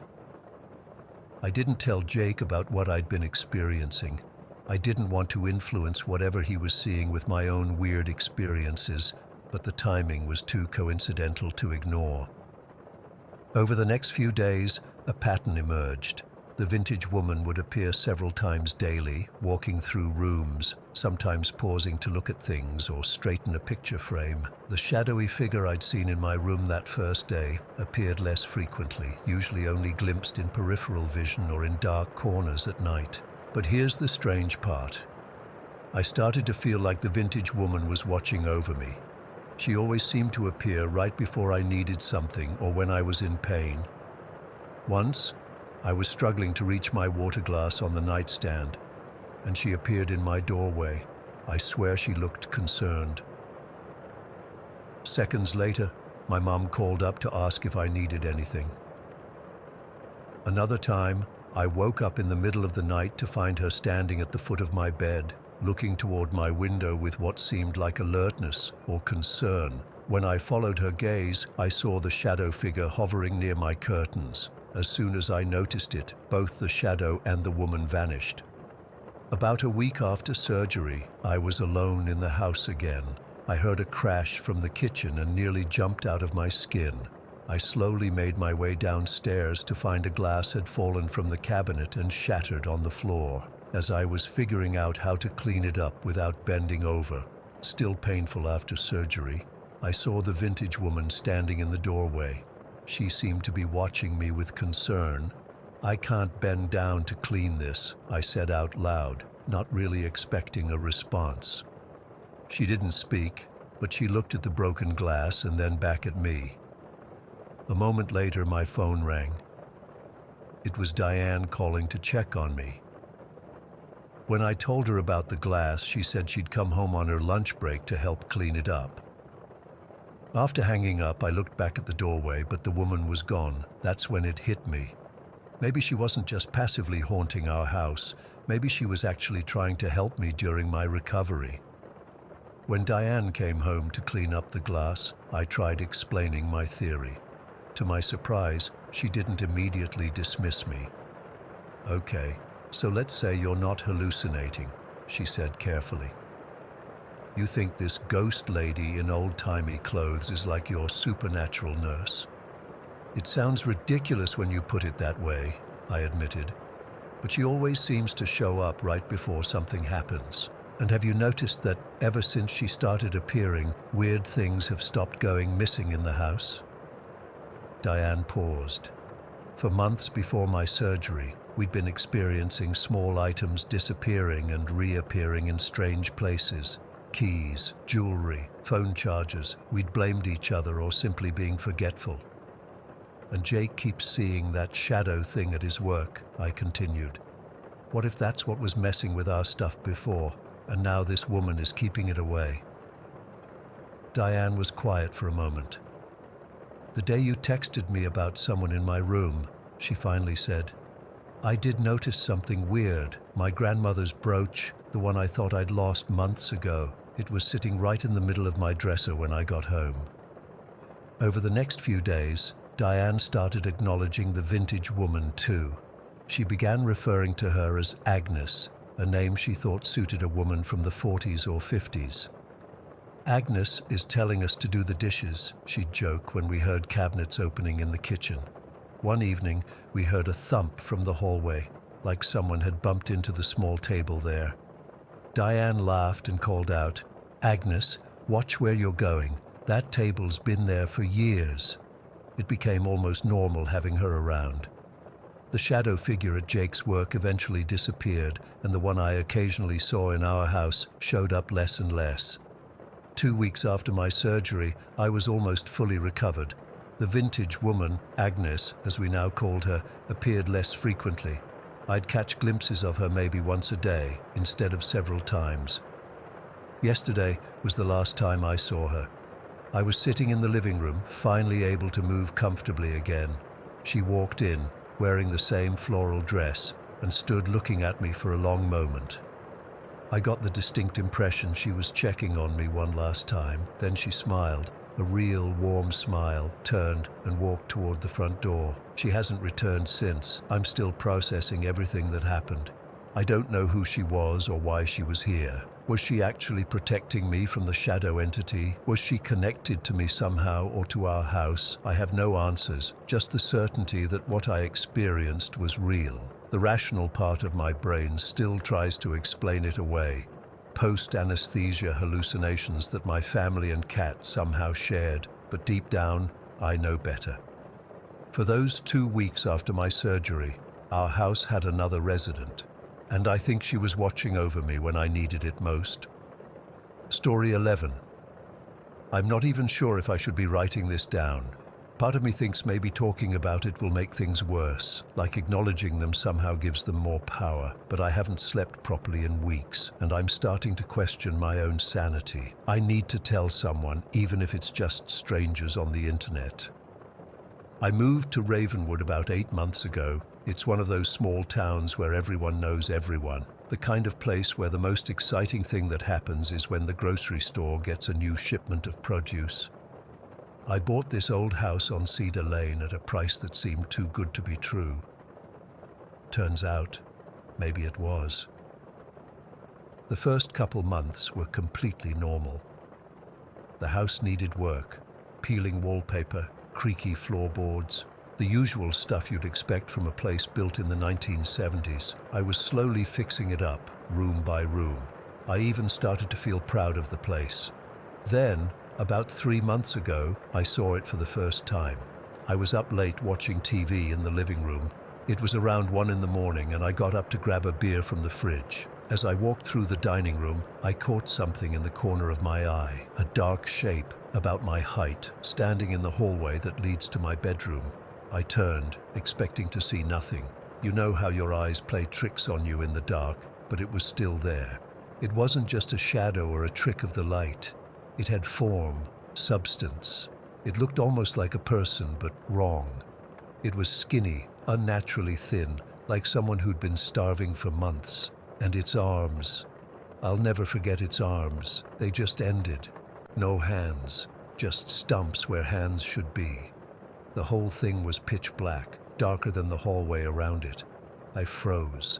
It didn't move. It just stood there, facing me. I couldn't see any eyes, but I felt it watching me. After maybe 10 seconds, I blinked, and it was gone, just vanished. I convinced myself it was nothing. Maybe I was overtired, or my eyes were playing tricks on me. I even wondered if I'd dozed off on the couch and dreamed it. But deep down, I knew what I saw. A week passed without incident. I almost managed to forget about it. Then I saw it again, this time in my bedroom. I'd gotten up to use the bathroom around 3 in the morning. When I came back, it was standing in the corner of my room. Same figure, thin, handless, completely black. Again, it didn't move. It just stood there. I turned on the light, and it disappeared. These sightings continued, becoming more frequent. Sometimes I'd go a few days without seeing it, then I'd spot it 3 times in one night. Always the same figure, always standing still, always watching. I started leaving lights on all over the house. My electricity bill went through the roof, but I didn't care. I needed the light. Then, about a month ago, the second one appeared. I was in the kitchen making dinner. The sun had just set, and I hadn't turned on all the lights yet. I felt the air change. It's hard to explain, but the atmosphere in the room suddenly felt heavy, like the pressure had dropped right before a storm. The hairs on my arms stood up. I turned around, and there it was, standing in the doorway. This one was different, taller, much taller. It nearly reached the top of the door frame. It seemed to be wearing some kind of hat, like an old-fashioned fedora. But the most terrifying thing was its body. It looked like it was wearing what I can only describe as a full-body gimp suit made of pure darkness, not clothing. Its body was the darkness. It was blacker than black, like a hole cut out of reality. The moment I saw it, I felt sick, not scared, physically ill. My stomach clenched, my head started pounding, and I felt like I couldn't breathe properly. The air around it seemed thicker, harder to move through. I backed away until I hit the counter, and it just stood there, watching me. After maybe 30 seconds, it disappeared. Not like it walked away. It was there 1 second and gone the next. That night, I didn't sleep at all. I sat in my living room with every light on, a baseball bat in my hands, waiting. Neither of them appeared again that night, but I couldn't shake the feeling that they were there, just out of sight, watching me. Over the next few weeks, both figures started appearing more frequently. The smaller one, the thin one with no hands, I see almost every night now, sometimes just for a few seconds, sometimes for minutes at a time. It's always in my peripheral vision first, and when I turn to look at it directly, it stays visible for a while before vanishing. The tall one is less common but more terrifying. It appears maybe 2 or 3 times a week, always bringing that sick, heavy feeling with it. It never moves either, just stands and watches, but when it's there, I can barely function. It's like my whole body wants to shut down. I've tried to find explanations. I thought maybe it was sleep paralysis, but I'm fully awake and can move during these encounters. I've checked for gas leaks, carbon monoxide, mold, anything that could cause hallucinations. Nothing. I even had my eyes checked, thinking maybe I had some kind of neurological problem affecting my vision. The doctor said I was fine. I started researching online, looking for anyone who'd experienced something similar. Most of what I found was obvious fiction or people clearly dealing with sleep paralysis. But there were a few accounts that sounded disturbingly similar to what I'm experiencing. People seeing shadow figures that don't move, just watch. Some of them even mentioned the same physical symptoms I feel when the tall one appears. Last week, things escalated. I was in the shower when the bathroom suddenly got cold. The steam disappeared and I could see my breath. I knew one of them was there before I even looked. I turned around and the tall one was standing right outside my shower curtain. Through the semi-transparent plastic, I could see its dark shape. I've never been so terrified in my life. I couldn't move, couldn't breathe. Water ran down my face as I stood there, frozen. It stayed for what felt like forever, but was probably only a minute or so. Then it was gone, and the bathroom was warm again. That night, I saw both of them. The thin one was standing at the foot of my bed when I woke up around 2 in the morning. I turned on my bedside lamp and it disappeared. I got up to use the bathroom, and when I opened my bedroom door, the tall one was in the hallway. I slammed the door shut and sat with my back against it until morning, too scared to leave the room. I'm writing this now because last night was the worst yet. I'd fallen asleep on the couch watching TV. I woke up suddenly, feeling like someone was watching me. The TV had turned to static, casting a flickering blue-white light across the room. In that stuttering light, I could see them both. The thin one was standing by the TV, its armless form perfectly still. The tall one was closer, standing just a few feet from the couch. The air was so heavy I could barely breathe. My chest felt like it was being crushed. The static from the TV seemed to get louder, turning into a roaring in my ears. I don't know how long I lay there, paralyzed with fear. Eventually, I managed to reach for the lamp next to the couch. The moment light filled the room, they both vanished. The TV returned to normal, playing some late-night infomercial like nothing had happened. I haven't slept since then.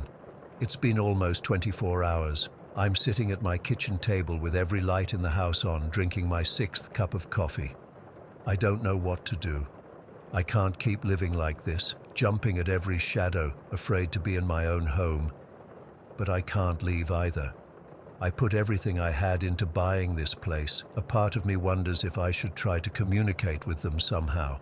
But another part, a stronger part, is terrified of what might happen if I acknowledge them directly.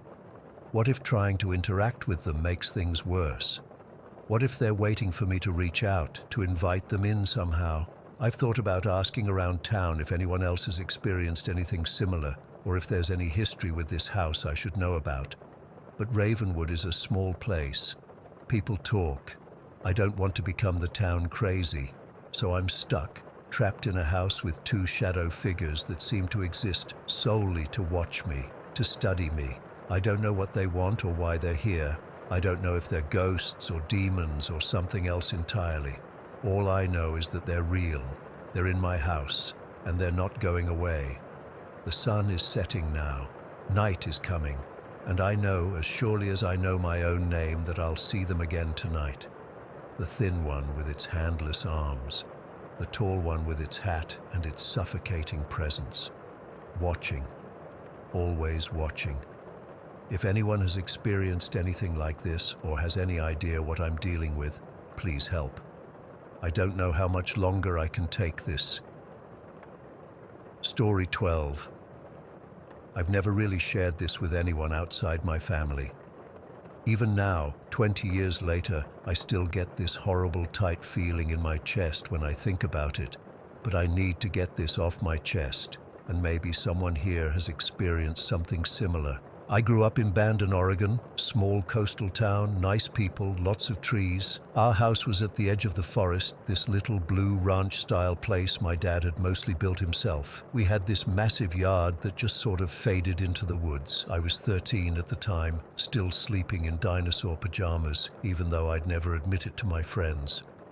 It happened in early October. The weather had just started to turn, and there was this constant misty fog hanging around in the mornings. I remember because school had just started and I was already counting down to summer break. That morning, I woke up to Pepper barking, not her normal squirrel in the yard bark, but this frantic, high-pitched sound I'd never heard her make before. Pepper was our border collie, about 4 years old and smart as hell. She never barked without a reason. It was maybe 5:30 in the morning, still completely dark outside. I heard my dad's heavy footsteps in the hallway, then my mom's voice asking what was going on. My older brother Ethan, he was 17, was already up too, because I heard him say something about checking outside. I stumbled out of bed, feeling around for my slippers in the dark. By the time I made it to the living room, everyone was already heading out the front door. Mom was in her bathrobe, holding Pepper's collar while she continued to bark and lunge toward the driveway. "What's happening?" I asked, but nobody answered. They were all staring at something near the tree line. "There." Ethan pointed toward the gravel driveway. "I think it's a bobcat." I barely caught a glimpse of something darting across the gravel. It moved low to the ground, sort of slinking rather than running. In the darkness, it just looked like a shadow moving between shadows. It went into the trees, Dad said, turning to head back inside, probably just hunting. Nothing to worry about. Mom tugged Pepper back toward the house, but our dog was still going crazy, pulling against her collar, her eyes fixed on the forest edge.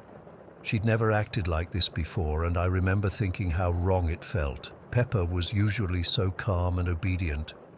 "Come on, Marcus," Mum said to me. "It's freezing out here. Let's go back to bed." Everyone headed inside, but I stayed on the porch for a minute. The sky was just beginning to lighten, that weird blue-gray color before actual sunrise. I don't know why I didn't follow them right away. Something just felt wrong. The forest was completely silent. No birds, no wind in the trees, nothing, just dead quiet.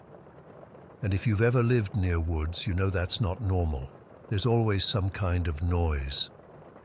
I was about to go inside when I heard it. This sharp, raspy, gasping sound, like someone trying to breathe with water in their lungs.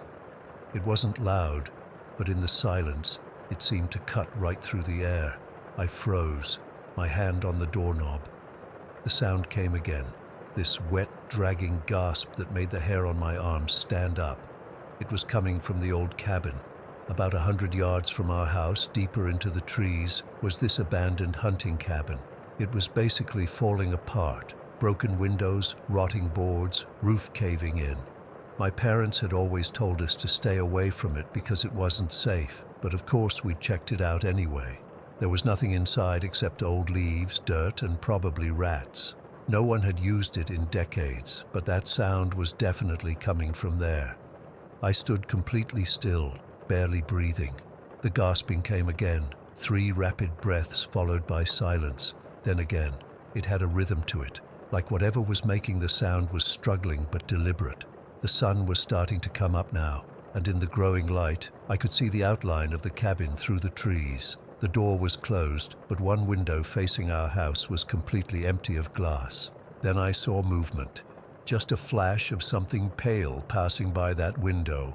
The gasping sound came again, louder this time. I've tried to rationalize what I saw next. Maybe it was the half-light playing tricks, or my imagination running wild, but I know what I saw. A face appeared in that window.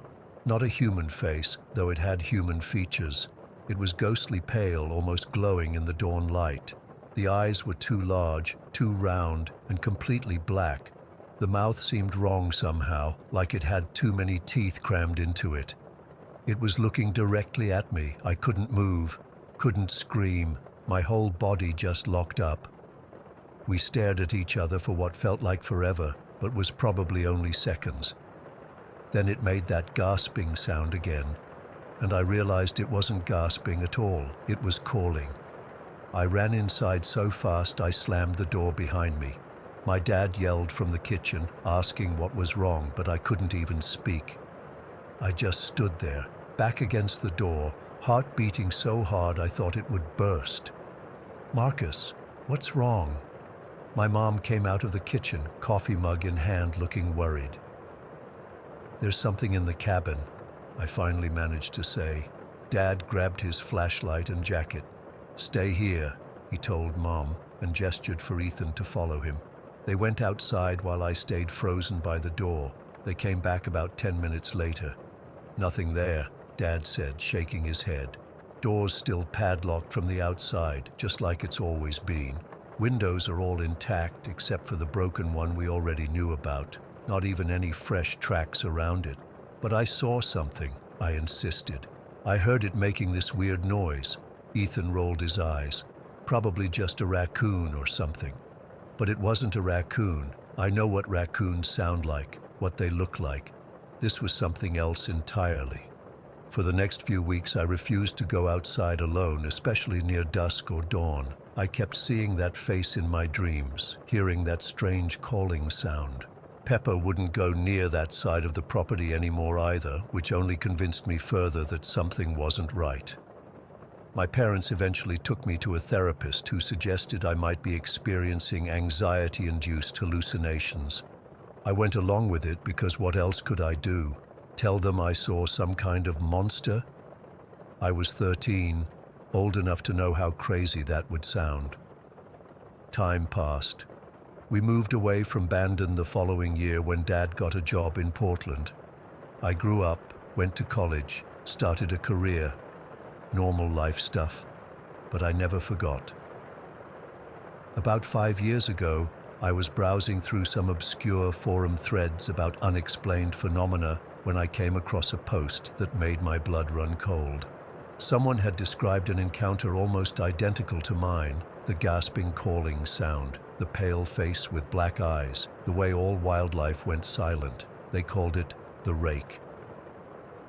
I fell down a rabbit hole after that, reading account after account of similar encounters, too many to be coincidence, too consistent to be made up, all describing the same creature. Pale, humanoid but not human, predatory, active primarily at dawn and dusk, making that distinctive sound. The most disturbing account came from a logger in Washington who claimed to have found a deer that had been taken apart. Not eaten, not like a normal predator would. Just methodically disassembled, organs laid out in some kind of pattern. He heard the gasping sound just before finding his way back to his truck. I don't know what the rake is. Some cryptid that's managed to stay mostly hidden. Something from another dimension that sometimes crosses over into ours. I don't have answers. What I do know is that the boundary between our world and whatever world it comes from seems thinnest at dawn. That's when it can reach through, call to us, try to lure us closer. That's why Pepper was so upset. Animals sense these things better than we do. I'm 33 now. I have a good job, an apartment in Seattle, a relatively normal life, but I still can't bring myself to go hiking in forests. I still wake up sometimes at dawn, heart racing, convinced I can hear that gasping call, and I still remember the way it looked at me through that cabin window. Not with hunger or malice, but with a cold, calculating intelligence, like it was memorizing my face, like it was planning to find me again. I've told this story to exactly 2 people in my life. My college roommate, who thought I was making it up, and my girlfriend, now ex, who suggested I talk to someone professional about my forest phobia. So I keep it to myself mostly. But sometimes I wonder how many others have encountered the rake and stayed silent out of fear of ridicule. How many others avoid the woods at dawn, jump at strange sounds, wake up in cold sweats. And sometimes on foggy mornings when the light is just starting to break, I find myself looking out my apartment window toward the distant tree line of the park across the street, watching, waiting, half expecting to see that pale face staring back at me.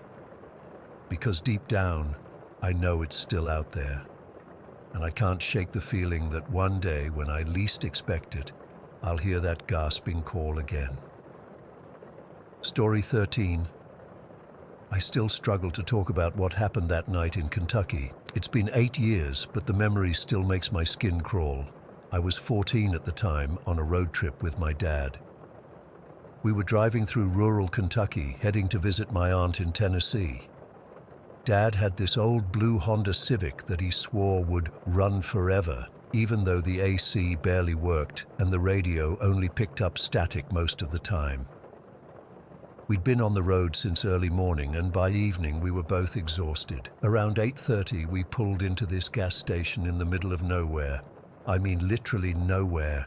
Just endless farmland stretching out on all sides, with maybe one light visible in the distance. The gas station was one of those old-school places with just 2 pumps and a tiny convenience store. The fluorescent lights inside were flickering, and there was this weird buzzing sound coming from them. Dad filled up the tank while I went inside to grab some snacks. The guy behind the counter looked like he hadn't seen another human in weeks. When I asked if there were any motels nearby, he just laughed and said, "Not for another 40 miles, kid." When I told my dad, he sighed and rubbed his eyes. "Guess we're sleeping in the car tonight," he said. "There should be a rest area up ahead where we can park." About 15 minutes later, we found it. Just a small gravel lot with a single porta potty and a trash can. Dad pulled in, reclined his seat, and was snoring within minutes. I tried to get comfortable, but the seatbelt buckle kept digging into my side, and I couldn't stop thinking about how badly I needed to stretch my legs. Around 11, I gave up on sleep. Dad was out cold, so I figured I could step outside for a few minutes, maybe walk around a bit to tire myself out. I quietly opened the door and slipped out, careful not to wake him. The night was weirdly quiet. No cars on the road, no sounds of animals or insects, just this heavy silence that seemed to press down on everything. The moon was nearly full, casting this pale blue light over the landscape. That's when I noticed the cornfield across the road. In the moonlight, the corn stalks looked almost silver, swaying slightly even though there wasn't much wind. I don't know what made me cross the road. Curiosity, I guess, or just teenage restlessness. The corn was tall, way over my head, and as I got closer, I noticed a dirt path running along the edge of the field. Without really thinking about it, I started following it. I hadn't gone far when I spotted the barn. It was maybe 100 yards from the road, partially hidden by the cornfield, a massive white structure with these weird dark stripes running vertically down the sides. At first, I thought they were red, but in the moonlight, they looked almost black. The barn doors were closed, but there was this small window high up near the roof that had a faint light coming from inside. Something about that barn just pulled at me. I kept walking toward it, telling myself I was just going to take a quick look and then head back to the car. As I got closer, I noticed how old it was. The paint was peeling in places, and some of the wooden boards looked rotted, but it was huge, bigger than any barn I'd ever seen before. I was maybe 20 feet away when I saw it. At first, I thought it was some kind of decoration or equipment attached to the corner of the barn, like a bell or something hanging there.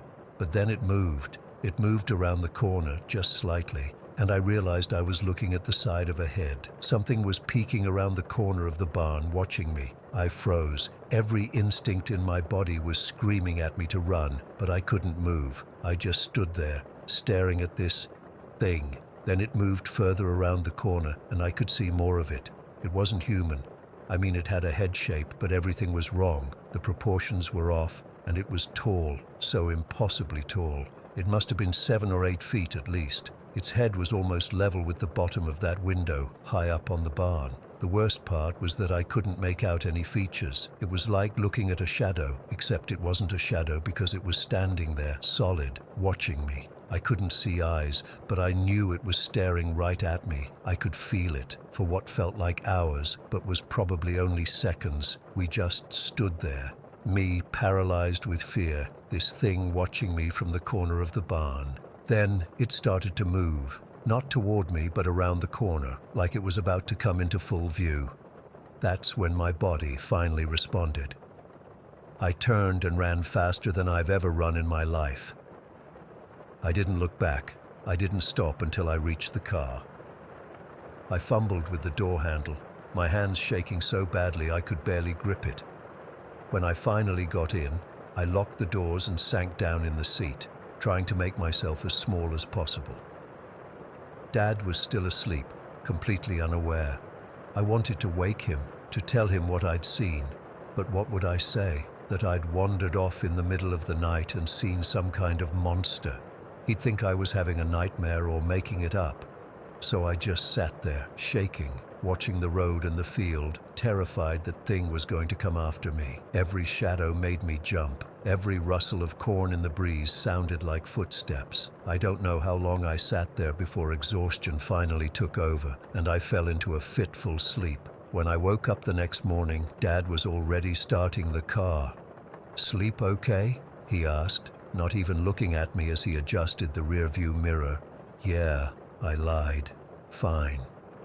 As we pulled away, I looked back at the cornfield. In the daylight, I could see the barn clearly. It looked normal, just an old weathered barn with faded red stripes. There was nothing strange about it, no sign of whatever I'd seen the night before. But I knew what I saw. I've spent years trying to convince myself it was just my imagination, or a trick of the moonlight, or some farmer working late. But deep down, I know better. Before that night, I never believed in the supernatural. I laughed at ghost stories and rolled my eyes at people who claimed to have seen monsters or aliens. Now, I'm not so sure. Whatever was watching me from that barn wasn't natural. It wasn't human, and it wasn't any animal I've ever seen or heard of. The worst part is the feeling that stayed with me ever since. This constant sense that I'm being watched. Sometimes, especially at night, I'll get this crawling sensation on the back of my neck, like something standing right behind me. I'll spin around, heart racing, but there's never anything there, at least nothing I can see.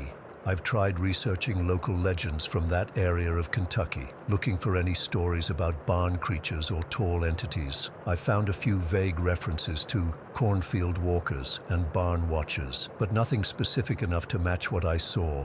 For a while, I convinced myself to believe it was just some weird guy, maybe a homeless person living in the barn or a farmer with some kind of growth disorder. But that doesn't explain the wrongness of it, the way it moved, the impossible height, the sense of absolute dread it filled me with.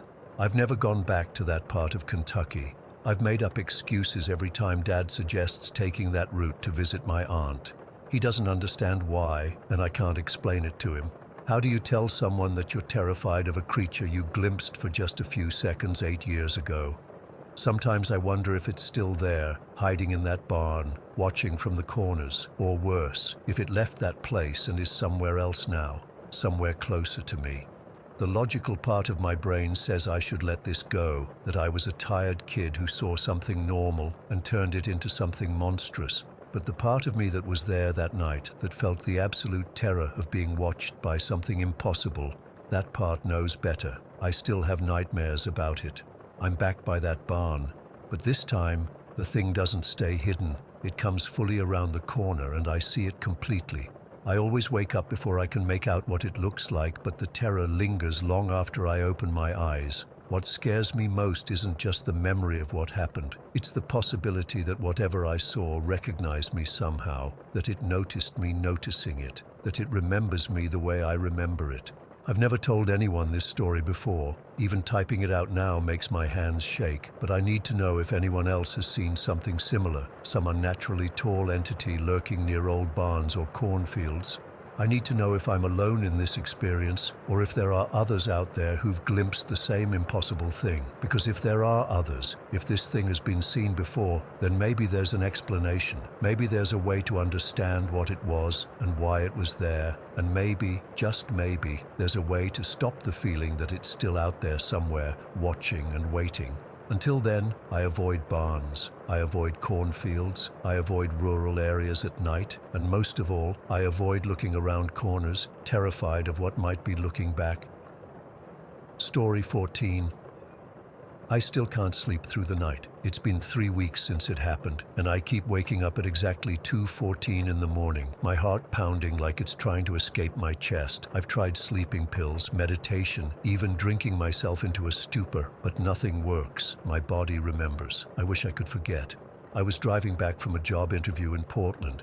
It was supposed to be a straightforward 6-hour drive home, but around hour 4, the sky turned this weird greenish-black color. The rain started light, then turned into this biblical downpour within minutes. I've never seen anything like it. My windshield wipers couldn't keep up, and visibility dropped to maybe 10 feet in front of my car. I was on this stretch of highway I didn't recognize, one of those old routes that GPS sends you on as a shortcut.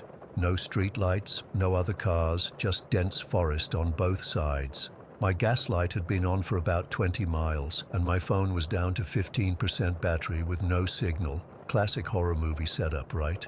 Except I was actually living it. When I saw the faded neon sign for Sunset Pines Motel through the rain, I nearly cried with relief. The sign was flickering, half the letters burned out, but it was the first sign of civilization I'd seen in over an hour. I pulled into the gravel parking lot, my tires crunching over what felt like years of neglect. The place looked like it hadn't been renovated since the 70s. 2-story, L-shaped building, paint peeling off the wooden siding, rust stains running down from the gutters. Only one other car in the lot, an ancient station wagon that looked like it hadn't moved in years.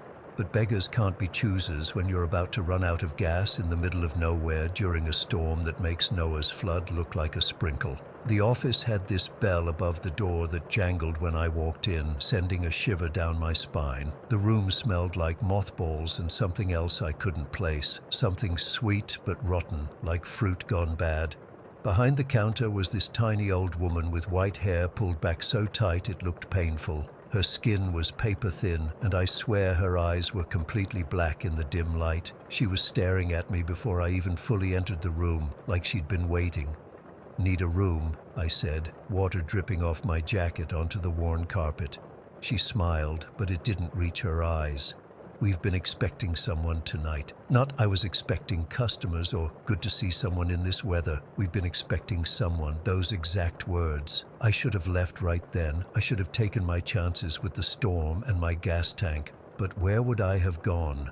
She pushed an actual metal key across the counter. Not a key card, an honest-to-God key with a plastic tag that read Room 6 in faded marker.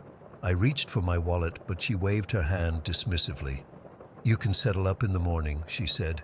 "Room 6 is at the far end of the building, ground floor." I asked about a vacancy form or ID check. She just kept smiling that empty smile and said, "We know who you are, Alex Harper." I never told her my name. I grabbed the key with shaking hands and backed toward the door. "How did you—" "Room 6 is waiting for you," she interrupted. "Best get settled before it gets dark, inside and out." Outside, the rain had somehow gotten worse. I drove to the far end of the building, where Room 6 waited at the very end of the row. The parking spot in front of it was the only one without a puddle, like the rain was avoiding it. The door to Room 6 was different from the others. The wood was darker, and there were these weird scratch marks around the edges, like someone or something had been trying to claw its way in or out. The brass number 6 was tarnished black, hanging upside down on one screw, so it looked more like a 9. I stood there getting soaked for probably a full minute before working up the courage to put the key in the lock. It turned with a heavy, grinding sound, like the mechanism was full of sand. The smell hit me first, that same sweet rot smell from the office, but stronger, with a metallic undertone like old pennies or blood. The room itself looked normal enough. Queen bed with a faded floral comforter, generic landscape painting, ancient TV, bathroom door to the right. But something felt off, like the dimensions weren't quite right. The corners of the room seemed too sharp, the ceiling a bit too high. I flipped on every light switch I could find and checked my phone. Still no signal. My battery was at 12% now. I plugged it in, but the ancient outlet sparked when I tried to use it. Great. The bathroom was small but clean, surprisingly so compared to the rest of the place. The shower curtain was pulled closed. I hesitated before yanking it open, half expecting to find something terrible behind it. Just a stained tub with a slow drip from the faucet. Plop, plop, plop, like a metronome counting down to something. I couldn't shake the feeling I was being watched. Every time I turned around, I expected to see someone standing there, but the room was empty. Just me and that smell and the sound of rain hammering on the roof. I tried the TV, nothing but static on all 3 channels. I tried reading news articles I'd downloaded earlier, but couldn't focus. I kept glancing at the door, at those scratch marks. They seemed to be getting deeper, more defined, like they were being carved in real time. I don't know why I didn't just leave. The rational part of my brain kept saying, "This is wrong, get out," but there was nowhere to go. My gas light was still on, the storm was getting worse, and something told me the old woman wouldn't give me a refund or another room. I decided to try to sleep. I didn't undress, just kicked off my shoes and lay on top of the covers. The bed smelled musty, but not terrible. I left all the lights on and placed the room's single chair under the doorknob for whatever good that would do. I must have dozed off despite everything, because I woke with a start to the sound of scratching. Soft at first, then more insistent. Scratch, scratch, scratch. A rhythmic sound, deliberate, like someone dragging their nails down the outside of the door. My phone said it was 2:14 in the morning. The scratching stopped abruptly. Then silence so complete I could hear my own heartbeat. The door handle began to turn, slowly, smoothly, despite the chair jammed beneath it. I couldn't move, couldn't breathe. The chair started sliding across the floor like it weighed nothing, the legs making a soft scraping sound on the carpet. The door opened just a crack, just enough for me to see long skeletal fingers wrapping around the edge of the door. The nails were yellow and cracked, extending at least 3 inches from the fingertips. They looked like they'd been growing for years, curling slightly at the ends. The skin on the hand was gray and papery, stretched too tight over the bones. I wanted to scream, but no sound would come out. I was paralyzed, watching as the door opened wider, just enough for me to see what stood on the other side. It was shaped like a person, but wrong in ways I can't fully explain. Too tall, too thin, joints bent at impossible angles. Its face, God, its face, hollow where the eyes should be, just empty sockets that somehow still seemed to be looking right at me. Its mouth was stretched in this terrible grin that went almost ear to ear, lips pulled back to reveal teeth that were too long, too sharp, too numerous to fit in a human mouth. Its skin was the worst part, gray and mottled like something that had been dead for weeks, but somehow still moving. It was pulled so tight across its skull that I could see every contour of the bone beneath. It began to slide into the room, moving in a way no living thing should move, like it had too many joints or none at all. It smelled of decay and copper and something ancient and wrong. I finally found my voice and screamed. I scrambled off the bed, backing toward the bathroom. It paused, head tilting at an angle that would snap a normal neck, that grin widening impossibly further. I slammed the bathroom door and locked it, though what good a flimsy lock would do against whatever that thing was, I didn't know. I sat on the toilet lid, knees pulled to my chest, listening to it move around the room. Not footsteps exactly, more like a dragging, sliding sound, occasionally a soft scratching at the bathroom door. "Room 6 has been waiting for you, Alex Harper," it said in a voice like dry leaves being crushed. Not the old woman's voice, but similar somehow, like they were relatives. Everyone finds their way to room 6 eventually. I don't know how long I sat there, trembling and sobbing. Hours, maybe. The thing kept talking, saying my name over and over, telling me to open the door, that it would be easier if I just came out on my own. At some point I must have passed out from sheer terror and exhaustion. When I opened my eyes, light was streaming through the small bathroom window. The scratching and the voice were gone. I waited another hour before finding the courage to open the bathroom door. The room was empty and looked completely normal. No sign of disturbance, no evidence of the night's visitor. Even the chair was back in its place by the desk. The only proof I hadn't imagined the whole thing was a single long yellowed nail lying on the carpet by the door. I grabbed my things and ran. Didn't bother checking out, just wanted to get as far away from that place as possible. As I peeled out of the parking lot, I glanced in my rearview mirror. The old woman was standing in the office doorway, watching me go with that same empty smile. And the motel sign, which had read vacancy when I arrived, now clearly said no vacancy in flickering neon. My car ran for another 30 miles before I found a gas station, despite the gas light being on the whole time. The attendant had never heard of Sunset Pines Motel when I asked. Said there weren't any motels on that stretch of highway at all. I've driven back that way since, in daylight, with a full tank of gas. Couldn't find the place. It's like it never existed, but I know it did. I have the nail to prove it, though I keep it locked in a box in my closet because I can't stand to look at it. And every night at 2:14, I wake up to the sound of scratching at my bedroom door. It's gotten louder over the past few weeks. Last night, I thought I saw the handle turn. I don't know what that thing in room 6 was. I don't know if it's following me or if I brought some part of it back with me. All I know is I won't be sleeping tonight, or maybe ever again. Story 15. I've never told anyone outside our group about what happened that night in late October 2002. Part of me still doesn't want to talk about it, but after seeing another post about Gravity Hill experiences, I felt like I needed to share this. I've spent 21 years trying to make sense of it. Me and 5 friends were on fall break from college, staying at my parents' place near New Hope, Pennsylvania for the weekend.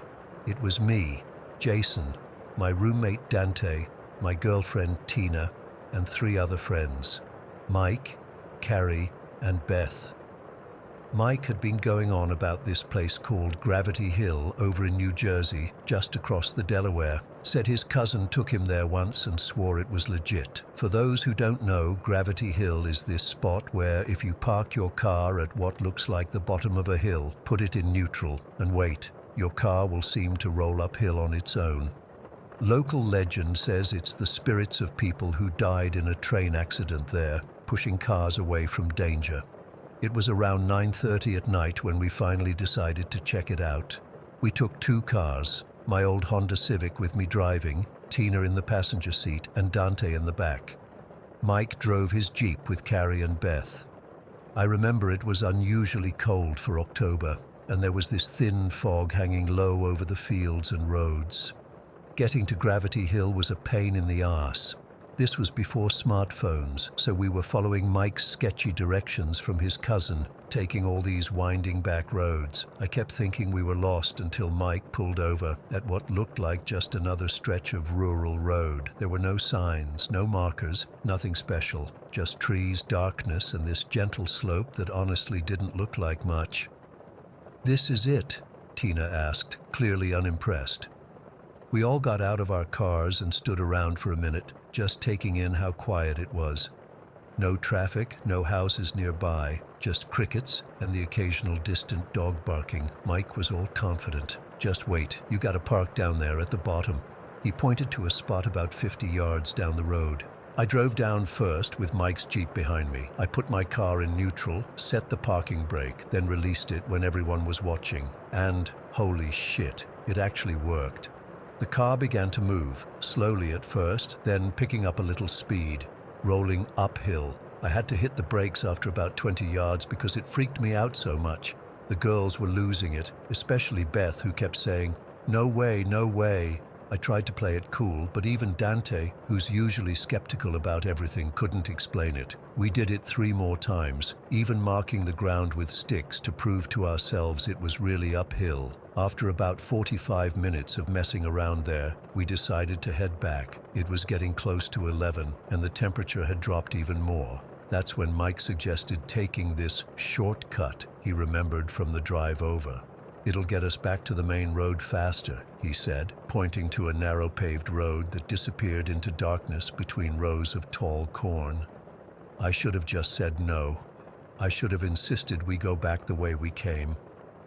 Mike led the way in his Jeep, and I followed about 30 feet behind. The road was barely wide enough for 2 cars, with these overgrown fields on both sides. The pavement was cracked, with weeds growing through. My headlights caught the reflection of Mike's taillights as we wound through what felt like miles of identical farmland. I had this old radar detector mounted on my dashboard, a Valentine one my dad had given me when I started college. It was a good one, not some cheap piece of junk, and I'd never had problems with false alarms. About 15 minutes into this shortcut, it suddenly went crazy, beeping and flashing like we were in a speed trap. But we were literally in the middle of nowhere. "What the hell?" I remember saying, tapping the detector to see if it was malfunctioning. Tina leaned forward, looking at it. "Is there a cop around?" Before I could answer, we heard screaming from Mike's Jeep ahead of us. Not like joking screams, real, terrified screaming. I saw his brake lights flash on, then his Jeep accelerated hard, fishtailing a little on the rough road. "What the fuck?" Dante leaned forward from the back seat. "What's wrong with them?" That's when we passed this old farmhouse set back from the road. It was this decrepit 2-story place with peeling white paint and dark windows, no lights on, looked abandoned.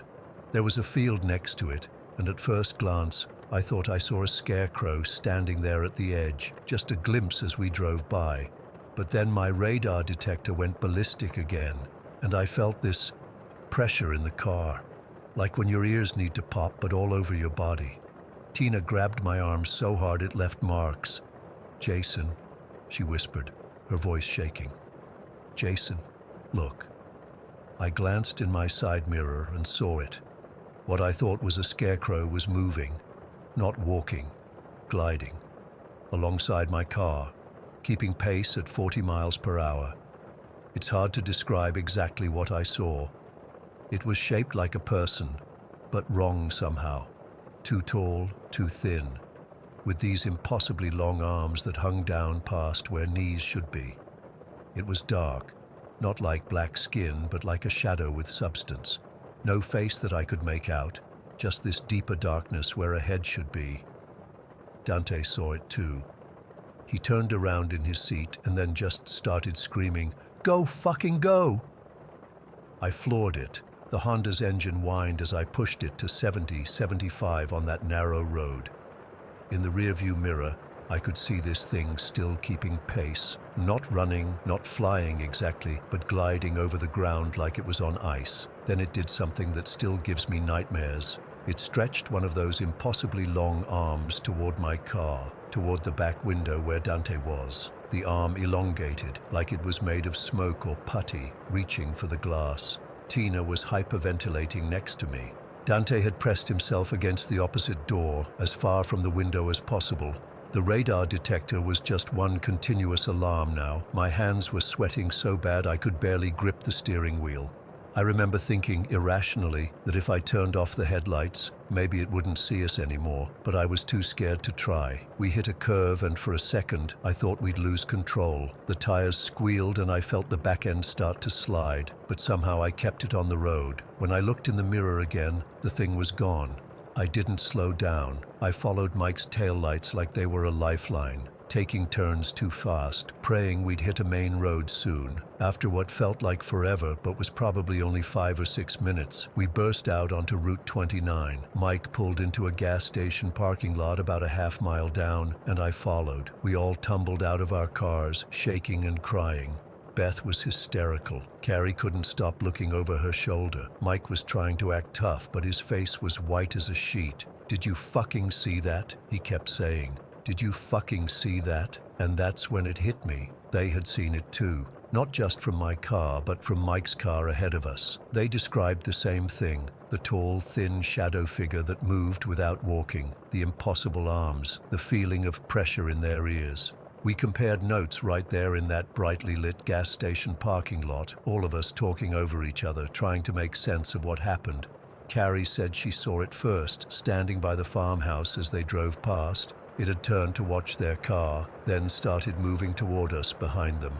For weeks afterward, we researched that area, trying to find out if there were any legends about a shadow figure or stories about that old farmhouse.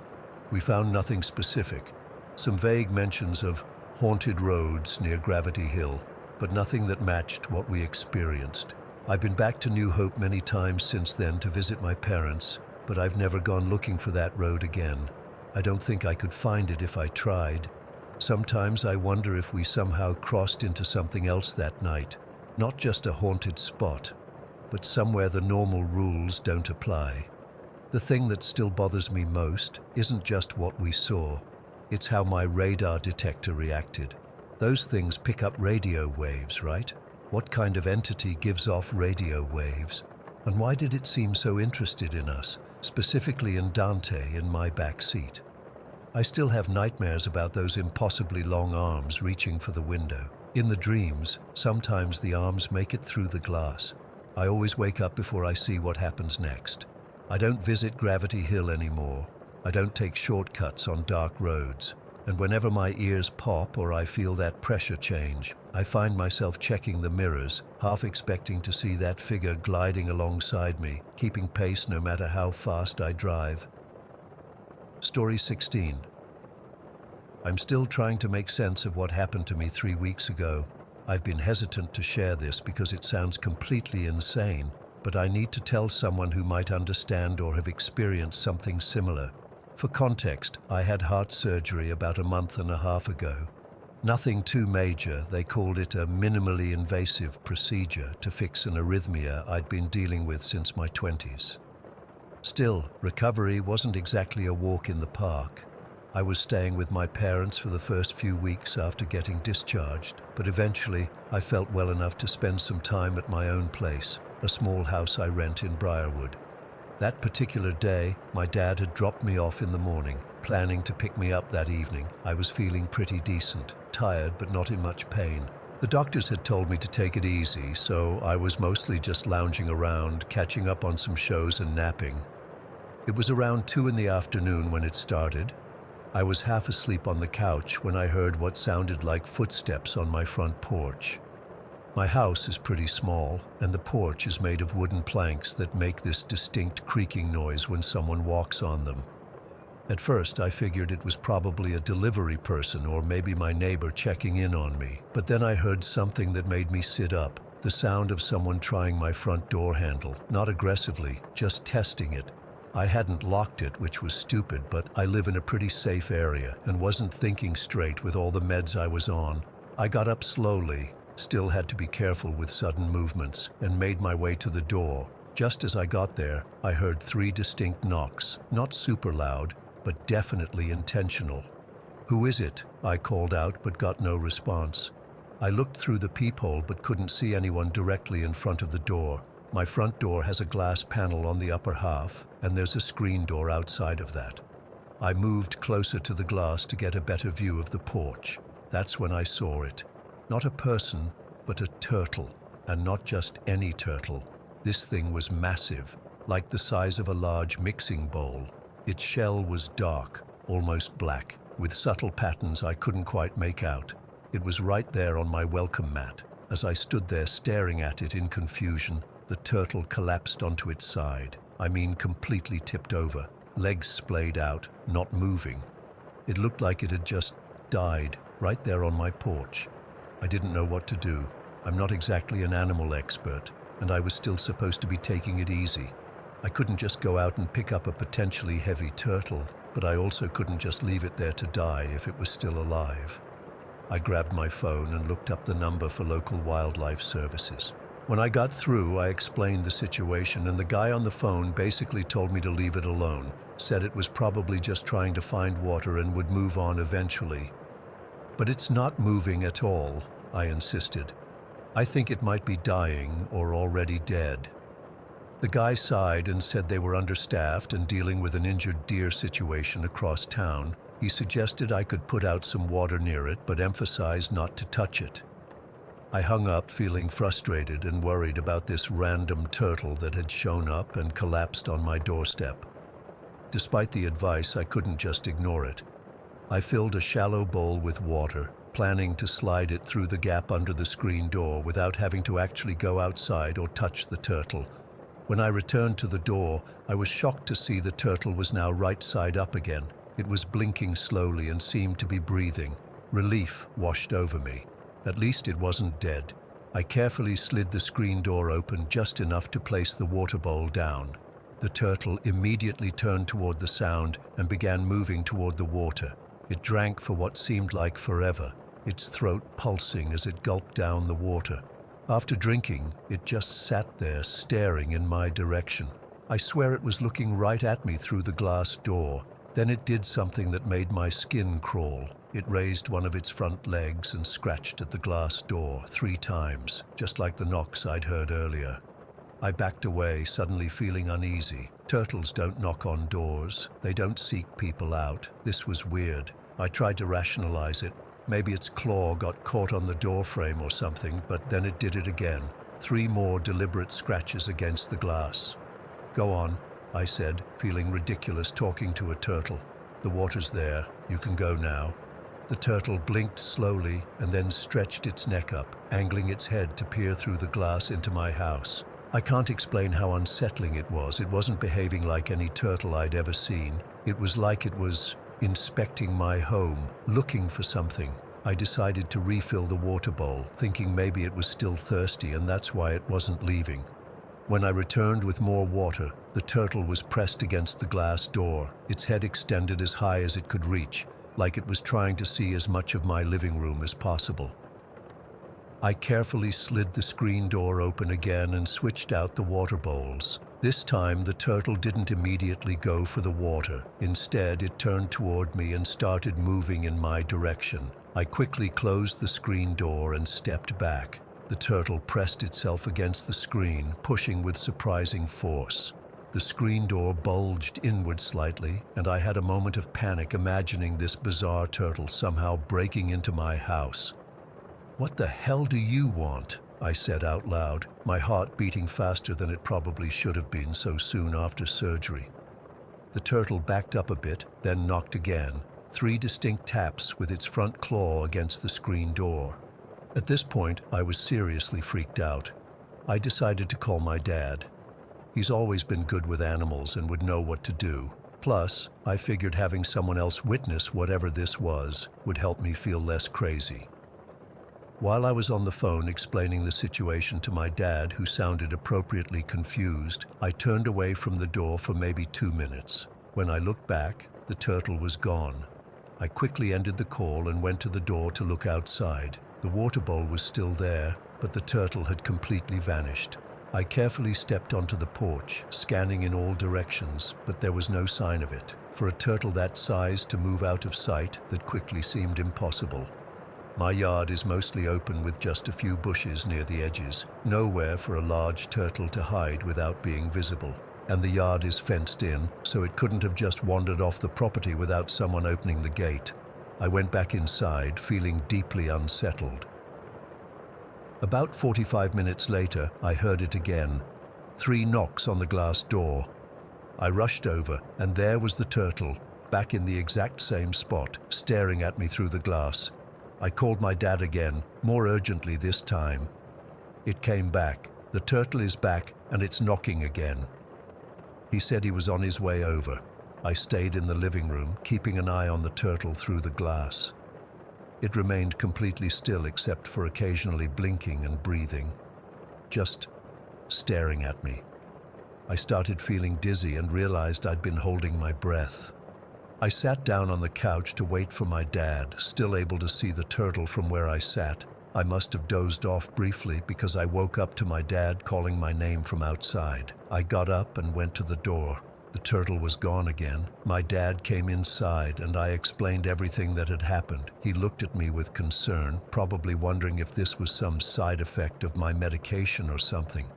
"Let's check outside," he suggested. Together, we searched the entire yard. My dad even checked under the porch and in all the bushes. Nothing. No sign of a turtle anywhere. What was really weird, though, and this is what convinced my dad I wasn't just hallucinating, were the marks on my porch. There were distinct claw marks on the wood in exactly the spots where I'd seen the turtle, and they were fresh. My dad's worked with animals his whole life, and even he couldn't explain it. "Turtles don't behave like that," he said, examining the claw marks, "and one this size couldn't just disappear without a trace." We looked for turtle tracks in the soil around the porch, but there were none. It was like this thing had materialized on my porch, knocked on my door, stared into my house, and then vanished into thin air. I ended up going back to my parents' house that night. I just couldn't shake the feeling that something incredibly strange had happened, and I didn't want to be alone. It's been 3 weeks now, and I haven't seen the turtle since. I've been back to my house plenty of times and everything seems normal, but I still can't explain what happened that day. Sometimes I wonder if it was some kind of, I don't know, visitation. I was recovering from heart surgery, vulnerable and alone. The turtle seemed to be checking on me, making sure I was okay before disappearing when my dad arrived, like it knew I wouldn't be alone anymore. Or maybe it was something else entirely. Maybe it was never really a turtle at all, but something using that form to interact with me. The claw marks are still there on my porch. I've thought about sanding them down, erasing that evidence, but part of me wants to keep them. Proof that something inexplicable happened to me that day. I still look out my front door whenever I hear an unusual sound, waiting, wondering if my strange visitor will ever return. Story 17. I've been debating whether to share this for over 2 years now. I guess I just need to get it off my chest, and maybe someone here has experienced something similar. This happened in February of 2021, and I still get chills thinking about it. My brother Jake and I co-own our family's cabin in northern Manitoba, about 40 miles from the nearest town. It's pretty isolated, surrounded by dense forest with a small clearing and a dirt road that connects to the highway after about 3 miles. Our dad built it in the 80s and we've been going there our whole lives. Never had any problems until that day. It was Sunday afternoon and we were just finishing up our weekend at the cabin. Jake had brought his 7-year-old daughter Lily and our mom had come along too. Dad couldn't join us because he was in Brazil visiting his brother and getting some medical tests done. Nothing serious, just routine stuff they couldn't do at our local hospital. The weather had been decent for February, around 15 degrees Fahrenheit with minimal wind. We'd had a nice relaxing weekend, but now it was time to head back to reality. Jake and I were outside chopping some extra firewood and tidying up before leaving while Mom and Lily were inside packing the last of our things. I remember I was sweeping snow off the porch while Jake was loading our bags into his truck. The sun was setting, and you know how quickly it gets dark in winter up north. It was that weird twilight time when shadows start to stretch and the forest around you suddenly feels much deeper and denser than it did in daylight. I was just thinking about the long drive ahead when I noticed Jake had stopped moving. He was standing completely still next to the truck, half turned toward the tree line behind our cabin. His face had this confused expression that immediately made my stomach drop. "What?" he asked, looking straight at me. I stopped sweeping. I didn't say anything. Jake's face changed from confusion to something else, something that made me instantly uneasy. He set down the bag he was holding and walked over to me. "You didn't just call my name?" he asked quietly. I shook my head. "No, I haven't said anything for the past few minutes." He looked back toward the forest, then at me again. "I swear I just heard someone say, Jakey." That specific nickname made my blood run cold. Our dad is the only person who calls Jake Jakey, and he pronounces it with this slight accent that's unique to him. It's been his nickname for Jake since we were kids, but nobody else uses it. Not me, not Mom, nobody. "That's impossible," I said, but even as the words left my mouth, I felt this creeping dread working its way up my spine. Jake rubbed his face. "I know how it sounds, but Emma, I swear I heard Dad's voice clear as day. It wasn't distant or muffled, it sounded like he was standing right at the edge of the trees, calling me." I looked toward the forest. The trees were just dark silhouettes now, a wall of black against the darkening blue sky. Nothing moved, no birds, no wind rustling the branches, just stillness. "Dad's in Brazil, Jake. He's thousands of miles away." Even saying it out loud didn't make me feel any better. "I know where Dad is," Jake snapped, then immediately looked apologetic. "Sorry, I know what I heard." I was about to suggest it was just his mind playing tricks when I felt it. Have you ever had that sensation of being watched? That primal feeling that raises the hair on your arms? It was like that, but 100 times stronger. Something was looking at us from the trees. I couldn't see it, but I could feel its attention focused on us like a physical weight. The sensation was coming from directly behind me, from the forest on the other side of the cabin, not from where Jake had heard the voice. I didn't turn around. I couldn't. Every instinct in my body was screaming at me not to look, that something terrible would happen if I did. "We need to leave," I whispered, trying to keep my voice steady. "Right now." Jake must have seen something in my expression because he didn't argue. He just nodded and grabbed my arm, pulling me toward the truck. "Mom," he called out, his voice strained. "We're leaving now. Bring Lily out." As we moved toward the cabin door, the feeling of being watched intensified. It wasn't just a vague sensation anymore. It felt like something was right behind me, close enough to touch. I could almost feel its breath on my neck. My legs were shaking so badly, I could barely walk. Mom appeared at the door with Lily, looking confused. "What's going on? I thought we were finishing up the—" "Change of plans," Jake cut her off, hurrying them toward the truck. "The weather's turning. We need to go now." It wasn't turning. The sky was clear, but Mom must have sensed our panic because she didn't question it. She just grabbed Lily's hand and headed for the truck. As they walked ahead of us, Jake leaned close to me. "Don't look back," he whispered. "Just keep walking." I didn't need to be told twice. We all piled into the truck, Jake in the driver's seat with Mom in the passenger side, me in the back with Lily. Jake's hands were shaking so badly he could barely get the key in the ignition. As he started the engine, Lily pressed her face against the window, looking back at the cabin. "Who's that man by the trees?" she asked innocently. My heart nearly stopped. "What man, Lily?"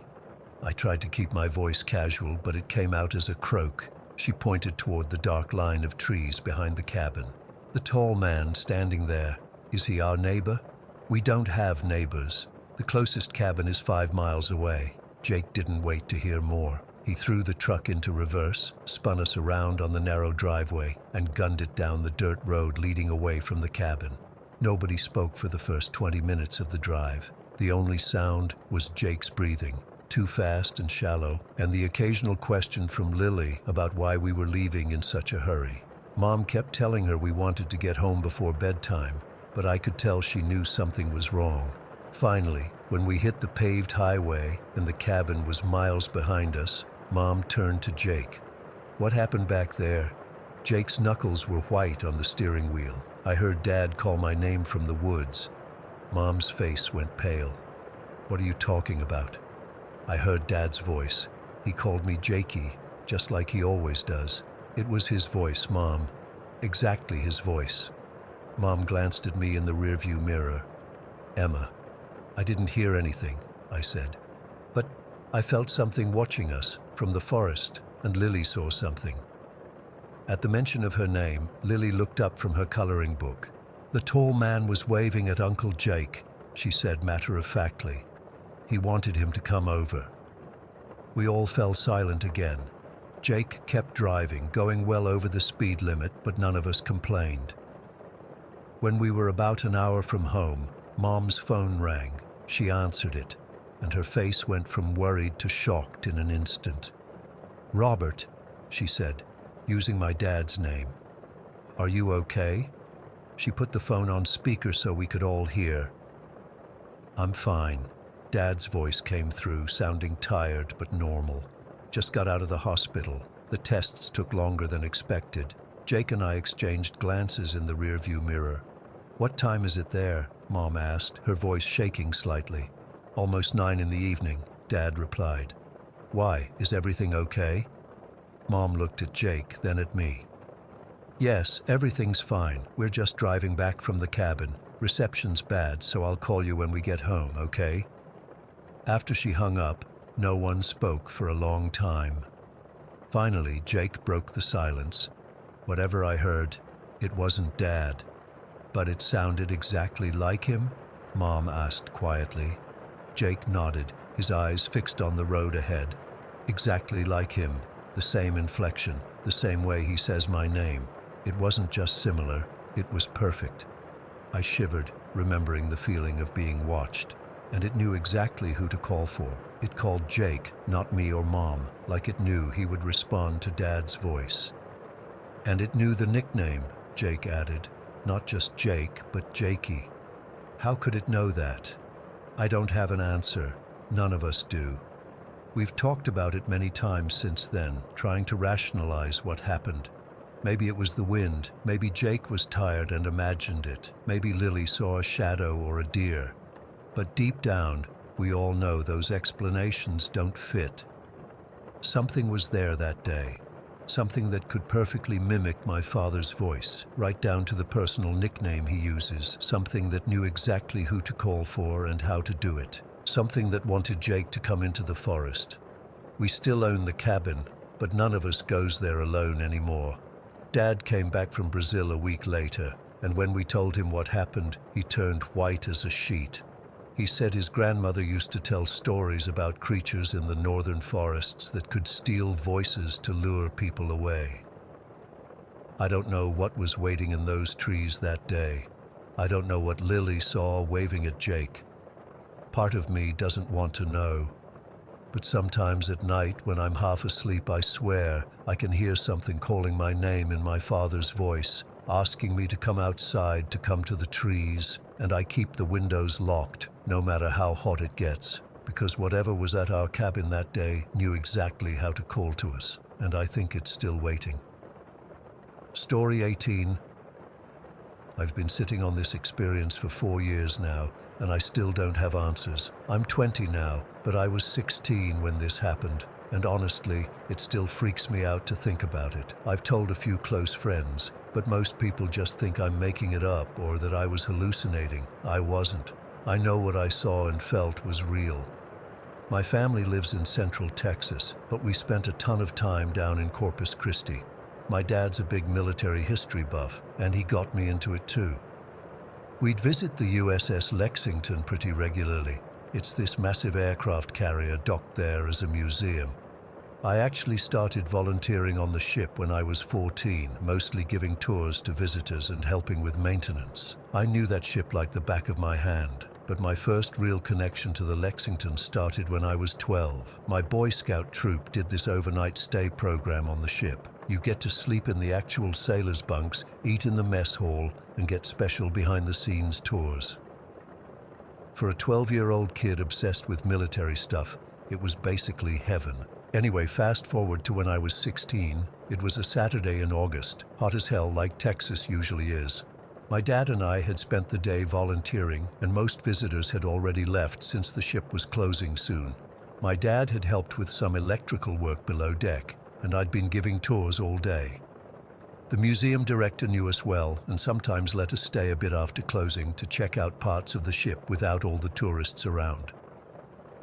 My dad wanted to take some photos of the sunset from the flight deck, so we headed up there. It was about 7:30 in the evening, and the deck was completely empty. The sun was starting to set over the bay, turning everything this deep orange color. It was peaceful, just the sound of waves hitting the hull below us and seagulls in the distance. We walked toward the bow of the ship, and my dad was taking pictures with his fancy camera. I wandered a bit ahead of him, just taking in the view and enjoying the breeze. It had been so hot that day, and the evening air felt amazing. That's when things got weird. I was standing near the edge of the deck, looking out at the water, when I felt this sudden pressure change. It's hard to describe, but it was like when your ears pop on an airplane, except all over my body. The air felt heavier, and I swear the temperature dropped at least 10 degrees in seconds. My heart started racing out of nowhere. Not like I was excited, like I was terrified. Fight or flight kind of racing. My ears started ringing, and I felt this overwhelming sense of danger. Not like I was imagining it, like my body knew something bad was happening. I found myself crouching down without even thinking about it, like I was taking cover. That's when I noticed the sounds.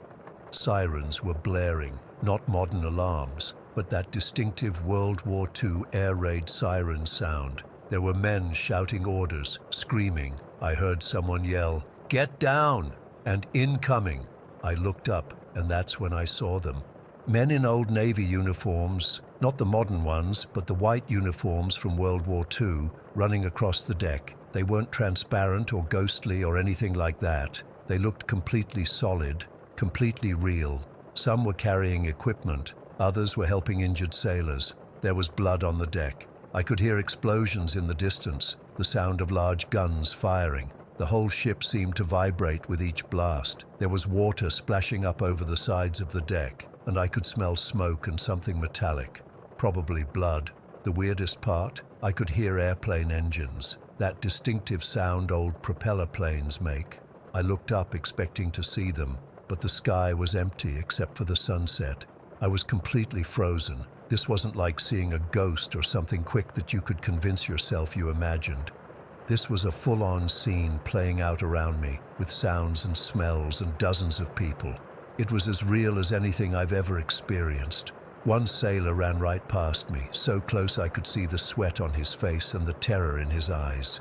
He looked young, maybe 19 or 20. He didn't see me at all. None of them did. It was like I was watching a movie being projected around me, except I was in it. I finally snapped out of my shock and stood up. Bad idea. The feeling of danger intensified, and I felt exposed, vulnerable. My instincts were screaming at me to take cover. I started running across the flight deck toward the bridge structure, just trying to get away from whatever was happening. In my panic, I took a wrong turn and ended up in this small room that houses a helicopter display. It's actually off the regular tour route, and I remember thinking vaguely that I shouldn't be in there, but I was so freaked out I just wanted to get inside somewhere. The helicopter room was dark and quiet, no sign of the chaos happening outside. I caught my breath for a second before realizing I needed to get back to my dad. He had to be freaking out, wondering where I was. I rushed back out, found the correct doorway this time, and practically flew down the escalator to the hangar bay below. And then, nothing. It all just stopped. The sirens, the shouting, the explosions, gone. The temperature went back to normal Texas summer heat. My heart was still pounding like crazy, but that sense of immediate danger vanished. I looked around, disoriented. The hangar bay was empty except for the usual aircraft displays and a couple of volunteers closing up for the night. Everything was normal. No sailors, no battle, no blood. I must have looked terrible because one of the older volunteers asked if I was okay. I mumbled something about not feeling well and needing to find my dad. I ran back up to the flight deck, taking the stairs two at a time. My dad was right where I'd left him, still taking photos of the sunset. He looked at me with this confused expression and asked, "What happened to you? You look like you've seen a ghost."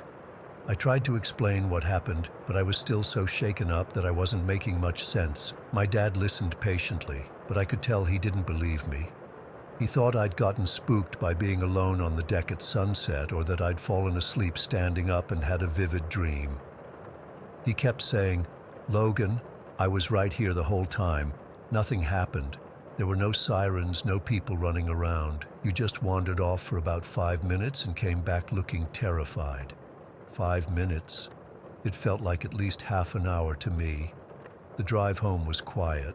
I was still trying to process what I'd experienced, and my dad was worried about me. He suggested maybe I was dehydrated or had heat stroke from being out in the sun all day. But I know what heat stroke feels like, and this wasn't it. When we got home, I immediately got on my computer and started researching the history of the USS Lexington. I already knew a lot from volunteering, but I was looking for specific battle details.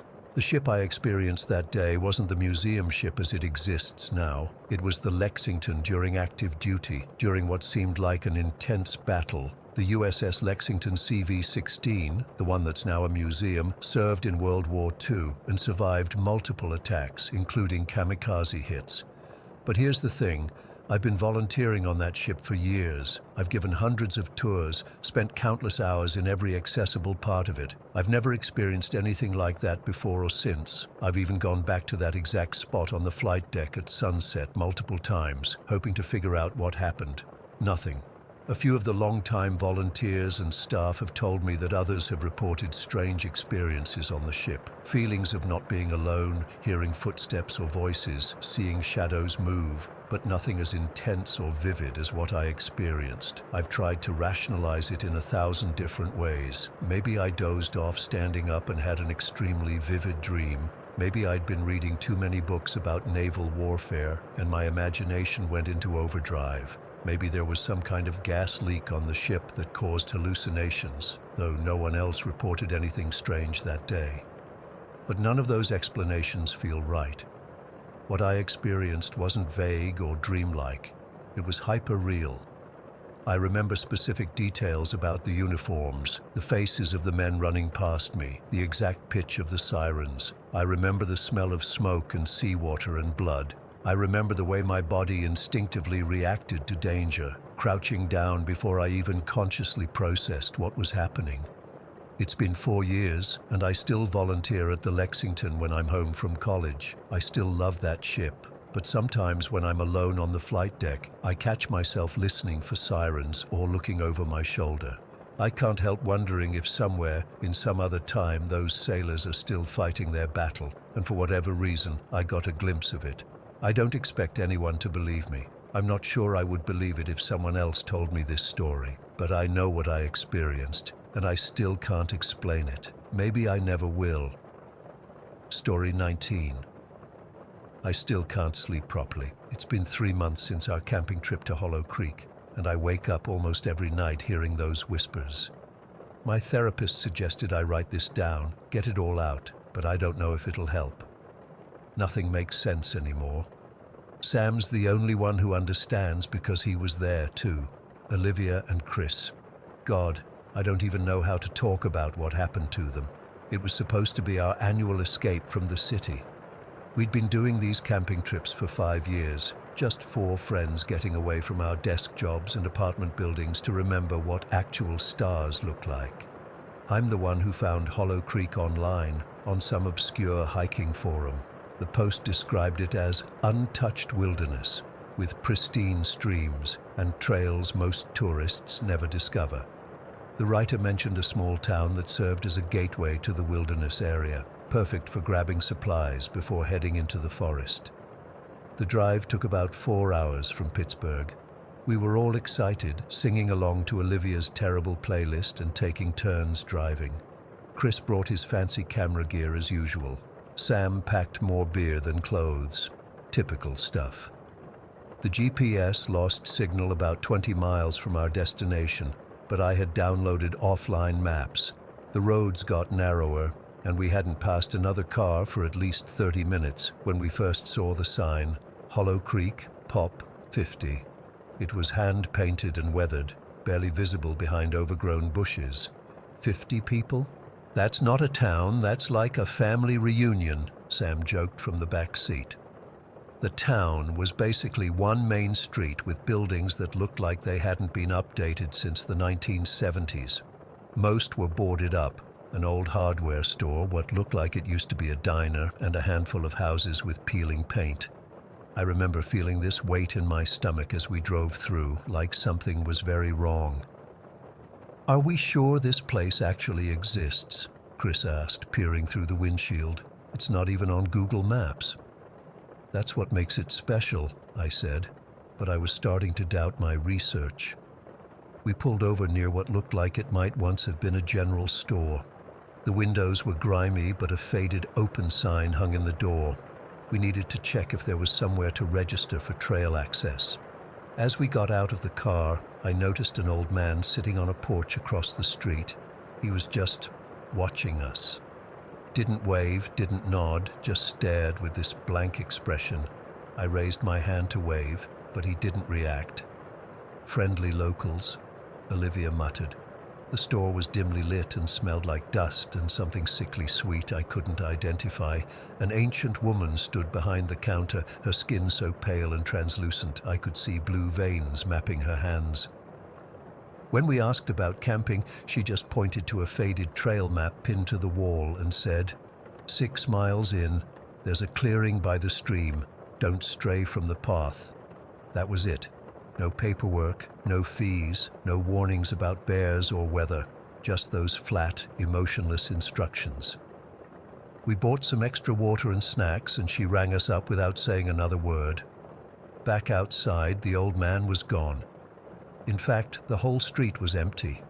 No cars, no people, nothing moving except a plastic bag blowing across the cracked asphalt. "This place is giving me the creeps," Olivia said, hugging herself despite the warm May afternoon. "Maybe we should find somewhere else." "We've already driven 4 hours," I argued, "and this is exactly what we wanted, somewhere off the beaten path, right? No crowds of tourists taking selfies or leaving trash everywhere." I was being stubborn. I'd planned this trip, found this hidden gem, and I didn't want to admit I might have messed up. That decision keeps me awake at night now. We followed the woman's directions to a small dirt lot at the edge of town, where a weathered wooden sign marked the trailhead. The forest looked normal enough, dense trees, dappled sunlight, bird song. We shouldered our packs and started hiking. The trail was beautiful at first. Wildflowers dotted the path, and the air felt clean and rich with oxygen after months in the city. We hiked for about 3 hours, taking it slow, stopping to let Chris photograph interesting fungi or unusual trees. The path was well defined, but obviously not heavily traveled. No litter, no carved initials in trees, no sign that many people had been this way. Around mile 5, I started noticing the silence. The birdsong had stopped. No rustling in the underbrush, no distant calls of animals, just our footsteps and breathing. Sam noticed it too. I caught him looking around with a furrowed brow. "It's weird how quiet it is," he said when he saw me watching him. "Probably just the time of day," I replied, "but it didn't feel right." We reached the clearing exactly where the woman said it would be. A small stream gurgled along one edge, and the open space was ringed by tall pines and oaks. It was perfect for our 4 tents, with room for a fire pit in the center. As we set up camp, I couldn't shake the feeling that something was off. The clearing was too perfect, almost like it had been designed rather than naturally formed. The trees around the edge stood at surprisingly regular intervals, but I pushed the thought away and focused on getting our site ready before dark. Olivia was the first to say it out loud. We were sitting around the fire after dinner, passing around a bottle of whiskey, when she suddenly froze mid-sentence and stared into the darkness beyond our camp. "Does anyone else feel like we're being watched?" she whispered. "It's just the woods," I said, trying to sound confident. "Your brain plays tricks when you're not used to being away from the city." "No," she insisted. "There's something out there. I've been feeling it since we got here." Chris put his arm around her. "It's probably just deer or something. They're curious." But I'd felt it too, this prickling sensation on the back of my neck, like eyes following my movements. I just didn't want to admit it. We went to bed around 11. I was sharing a tent with Sam, while Chris and Olivia had their own tents on the other side of the clearing. I dozed off quickly, exhausted from the hike and lulled by the whiskey. I woke suddenly in the pitch black, my watch showing 3:17 a.m. At first, I couldn't figure out what had disturbed me. Sam was snoring softly beside me. The night was still. Then I heard it. Whispers. So faint I almost thought I was imagining them. They seemed to come from all directions at once, surrounding our camp. I couldn't make out words, just a continuous murmuring like a crowd of people having dozens of conversations just below the threshold of understanding. I sat up, straining to listen. The whispers ebbed and flowed like waves, sometimes almost clear enough to grasp, then fading into unintelligible hissing. I nudged Sam, but he just grunted and rolled over, against every instinct screaming at me to stay in the tent. I unzipped the flap and peered out. The clearing was bathed in pale moonlight, our other tents silent, dark shapes across the way. The whispers grew slightly louder as I stuck my head out, seeming to respond to my movement. I grabbed my flashlight and slipped out of the tent. The night air was unnaturally cold for May, and my breath fogged in front of me. I swept the beam of light around the clearing, seeing nothing unusual. The whispers continued, definitely coming from the trees. "Hello?" I called softly, not wanting to wake everyone if this turned out to be nothing. "Is someone there?" The whispers stopped abruptly. The silence that followed was worse somehow, expectant, like the forest was holding its breath. I took a few steps toward the tree line, my flashlight beam bouncing off trunks and undergrowth. That's when I saw it, standing between 2 large oaks at the edge of the clearing. It was shaped like a person, but wrong in every possible way. Unnaturally tall and thin, its limbs too long and jointed in places human limbs shouldn't bend. Its skin was a sickly gray color that seemed to absorb my flashlight beam rather than reflect it. But its face, God, its face. Hollow black eyes like empty sockets, and a mouth stretched in an impossibly wide smile that literally went from ear to ear. I froze, unable to scream, unable to run. The thing didn't move, just stood there staring at me with those horrible empty eyes. Then the whispers started again, louder this time, and I realized they were coming from that grotesque mouth. Not one voice, but many, layered over each other, calling my name mixed with words I couldn't understand. Jake. Come. Deeper. Join. Waiting. Jake. My paralysis broke and I stumbled backward, tripping over a root and falling hard. When I looked up, the figure was gone, but the whispers remained, now coming from multiple directions in the forest, as if there were dozens of those things just beyond the tree line. I scrambled to my feet and ran to Sam's and my tent, diving inside. Sam, Sam, wake up, I hissed, shaking him hard. He groaned and squinted at me. What the hell, man? What time is it? There's something out there, I gasped. We need to wake the others. We need to leave. Now. He must have seen the genuine terror on my face because he didn't argue. We quickly pulled on clothes and shoes, then hurried to Chris and Olivia's tents. But Olivia's tent was empty. Her sleeping bag was there, still warm, but she was gone. Olivia? Chris called, emerging from his tent looking confused. Where's Liv? The whispers in the forest grew louder, almost gleeful. We need to find her and get out of here, I said, trying to keep my voice steady. There's something wrong with this place. We called for her, sweeping our flashlights through the trees. Chris was frantic, shouting her name. Then we heard her scream, a terrible gurgling sound that cut off abruptly. It came from deep in the forest, far off the trail. Chris took off running toward the sound before we could stop him. Sam and I chased after him, but the forest seemed to shift around us. Trees appeared where there hadn't been trees before. The ground dipped and rose in unfamiliar ways. Within minutes, we were completely disoriented, the clearing nowhere in sight, and the whispers were everywhere now, a cacophony of voices calling, laughing, pleading. I saw shadows moving between the trees, tall, thin shapes with too many joints, and those horrible smiles. "Chris!" Sam shouted. "Chris, come back!" We heard Chris scream then, a sound of pure terror and pain that I'll never forget. Then silence. Sam and I stood back to back, flashlights pointed outward, breathing hard. The forest had gone completely still again, even the whispers temporarily hushed. "We need to find the trail," I whispered. "We need to get back to town." "Which direction?" Sam asked, his voice cracking. "I don't know which way we came from." I looked up, hoping to use the stars for navigation, but the forest canopy had somehow closed completely overhead, blocking out the sky. It was as if the forest itself was conspiring to trap us. We picked a direction and started walking, hoping to find anything familiar. But nothing was right. The trees seemed to rearrange themselves when we weren't looking directly at them. Paths appeared and disappeared, and always those whispers followed us, sometimes right in our ears, sometimes distant but drawing closer. We walked for what felt like hours. My watch had stopped at 3:23 a.m., as if time itself had frozen. The darkness never lifted, never showed any hint of approaching dawn. The whispers began forming clearer words. "Stay with us, forever, join us, become hollow." Sam started talking frantically about his family, his job, his apartment, as if reminding himself of his real life beyond this nightmare forest. I was focusing on putting one foot in front of the other when I realized he'd stopped talking. I turned around. Sam was gone, just gone.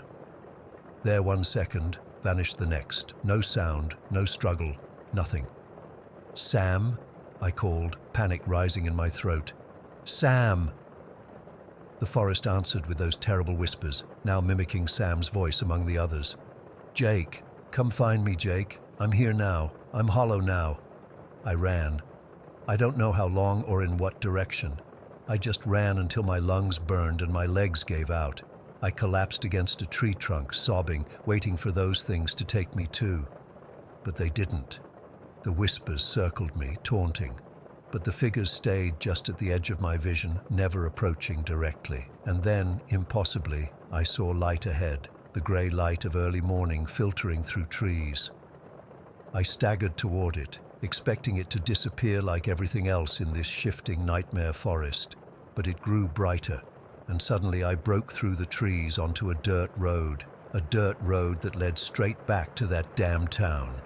The same old buildings stood silently in the dawn light, the same boarded-up diner, the same general store with its faded open sign. But now people were moving around, ordinary-looking people opening shops, sweeping porches, going about their day as if nothing was wrong. I stumbled into the street, filthy and wild-eyed. "Please," I croaked to a middle-aged woman unloading groceries from a truck. "My friends, they're still in the forest. Something took them." She looked right through me as if I wasn't there. So did the next person I approached and the next. It was like I was a ghost, until the old man, the same one who'd watched us arrive, stepped in front of me. His eyes were black, hollow, and his mouth stretched into that same terrible smile I'd seen in the forest. "They belong to the hollow now," he whispered in that same many-voiced tone. "And so do you. You'll never really leave." I ran to our car, fumbling with the keys, and drove away as fast as I could. I've tried to report what happened, to get someone to search for my friends. But Hollow Creek doesn't exist on any map. The police think I'm crazy or covering up something terrible I did myself. Sometimes I wonder if they're right, if I imagined the whole thing. But then I hear the whispers again, at night when I'm alone. I see those black eyes and wide smiles in my dreams, and I know the hollow is still with me, still waiting, and someday it will take me too.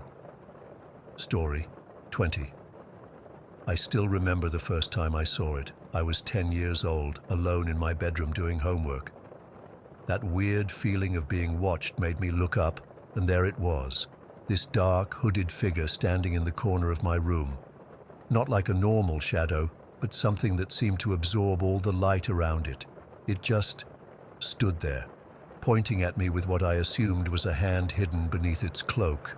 I blinked hard, thinking my eyes were playing tricks on me, but when I looked again, it was gone. I didn't think much of it at first. Kids see weird stuff all the time, right? I was raised in a pretty religious home, so I'd pray whenever I felt scared, and that usually helped, but the thing kept coming back. Not every day, but often enough that I started getting used to it being around, lurking in corners or hovering somewhere behind me. Fast forward to college. I'm 20 now, living in this little apartment near campus in Westfield. It's one of those quiet college towns where nothing exciting ever happens, except in my case, I guess. The shadow thing has followed me through 3 different homes, 2 states, and countless sleepless nights. I've gotten pretty good at ignoring it most of the time. My roommate Josh has never seen it, thankfully. I've never told him about it either. I mean, how do you casually bring up, "Hey, by the way, I'm being stalked by some kind of supernatural shadow creature that looks like it walked straight out of Lord of the Rings"? You don't. You just deal with it silently and try not to seem crazy. Things changed about 4 months ago when I started dating Jessica. She's amazing, smart, funny, studying to be a veterinarian. For the first time in years, I felt normal, happy even. The shadow seemed to back off a bit, showing up less frequently. I thought maybe I was finally outgrowing whatever this was, a leftover from an overactive childhood imagination or something. Then came last night. I still can't wrap my head around what happened. Jess stayed over at my place. Josh was visiting his parents for the weekend, so we had the apartment to ourselves. We watched some stupid comedy on Netflix, made dinner together, normal couple stuff. We went to bed around 11. I remember checking my phone one last time. It was 11:23, before putting it on the charger and turning off the lamp. I fell asleep almost immediately, and then the dream started. In the dream, I was standing in my childhood bedroom.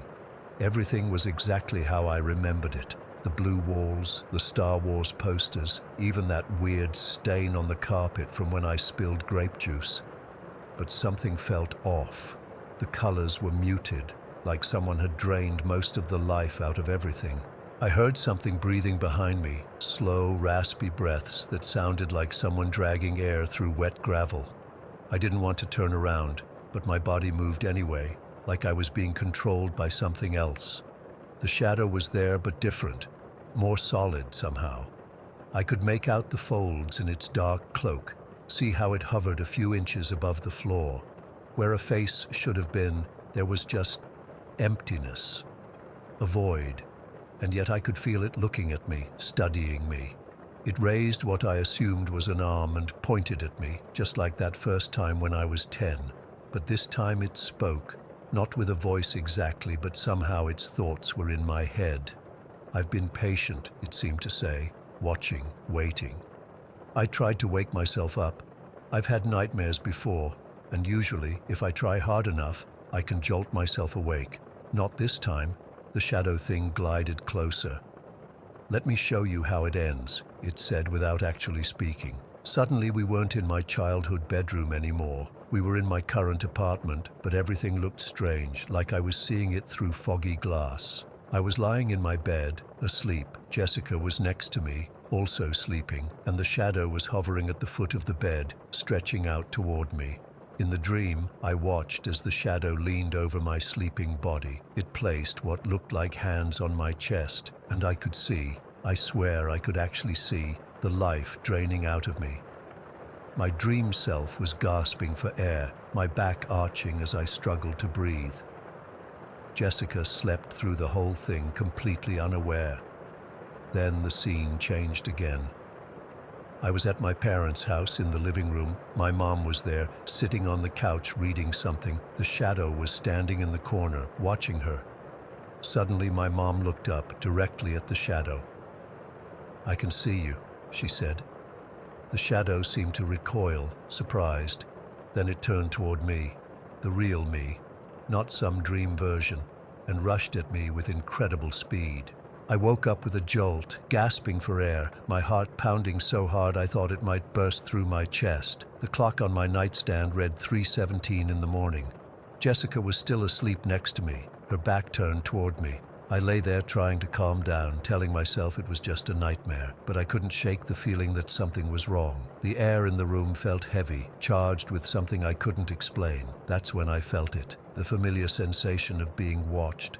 I slowly turned my head toward the corner of the room near the ceiling. I couldn't see anything in the darkness, but I knew it was there. The shadow was watching. I tried to stay calm. This had happened hundreds of times before. I'd gotten used to it, learned to ignore it until it went away. But this time felt different, more intense, more intentional. I was about to turn over and try to go back to sleep when Jessica suddenly sat bolt upright in bed, breathing hard. I thought maybe she'd had a nightmare too. "Jess," I whispered, "you okay?" She didn't answer. Instead, she slowly raised her arm and pointed toward the ceiling corner, the exact spot where I sensed the shadow lurking. "Do you see that?" she asked, her voice shaking. My blood turned to ice. In all these years, no one else had ever seen it. Not my parents, not my friends, not anyone. I'd convinced myself it was all in my head. "See what?" I asked, barely able to get the words out. "There's something, I don't know how to describe it, like a dark spot, but darker than just shadow. It's moving." I sat up too, my eyes fixed on the corner. "How long have you been awake?" "Just a few seconds."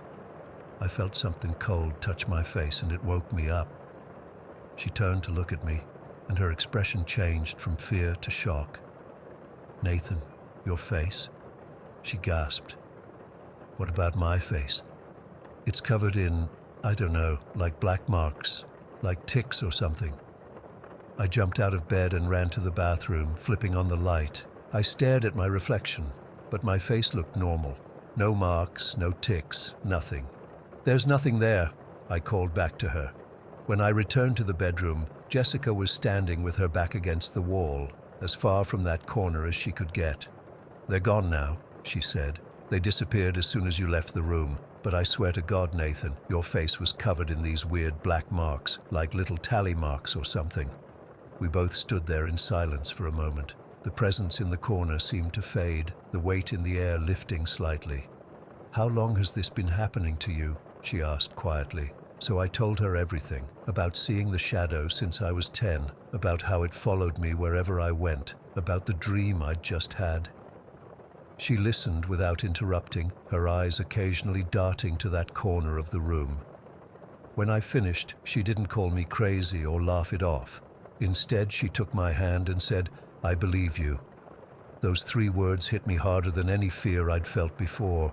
Someone else had seen it. It wasn't just in my head. It was real. We didn't sleep anymore that night. We sat up talking until dawn, the lights on in every room of the apartment. Jessica told me she'd always been sensitive to things, Her grandmother was the same way. She'd felt something off about my apartment the first time she visited, but hadn't wanted to say anything. Around 6 in the morning, we finally felt safe enough to make coffee and try to figure out what to do next. Jessica suggested I talk to her aunt, who apparently was into all kinds of spiritual stuff. I was skeptical. I'd grown up Christian, and while I'd drifted from the church in recent years, I still felt weird about messing with anything New Age. But what choice did I have? This thing was real, and for the first time, I had someone who could confirm it. The weirdest part? After that night, the shadow visits became less frequent. Over the next 6 months, I'd only sense it maybe once every few weeks, and even then it seemed weaker somehow, less threatening. Jessica and I moved in together after dating for a year. We've been living in our new apartment for almost 6 months now, and I've only felt the shadow's presence twice. Both times were brief, like it was just checking in. It's been 6 years since that night when Jess saw the marks on my face. We're married now, living in a different city. I've never had another dream like that one, and Jessica has never seen the shadow again. Sometimes I wonder if it's still watching from somewhere, waiting. Other times I think maybe it's gone for good. The thing that still haunts me isn't the shadow itself, but the uncertainty. Was it real? Is it still out there? Was it something tied to my faith that faded when I left the church, or was it something else entirely? Sometimes I'll feel a chill in a dark room or catch a glimpse of something in my peripheral vision, and I'll freeze, waiting to see if it's back. But it never fully materializes anymore. It's like it's content to just remind me occasionally that it exists.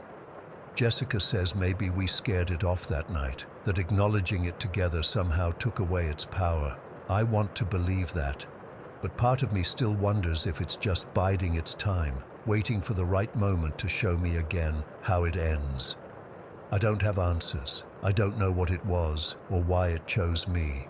All I know is that something watched me for most of my life, and for one terrifying night, someone else saw it too.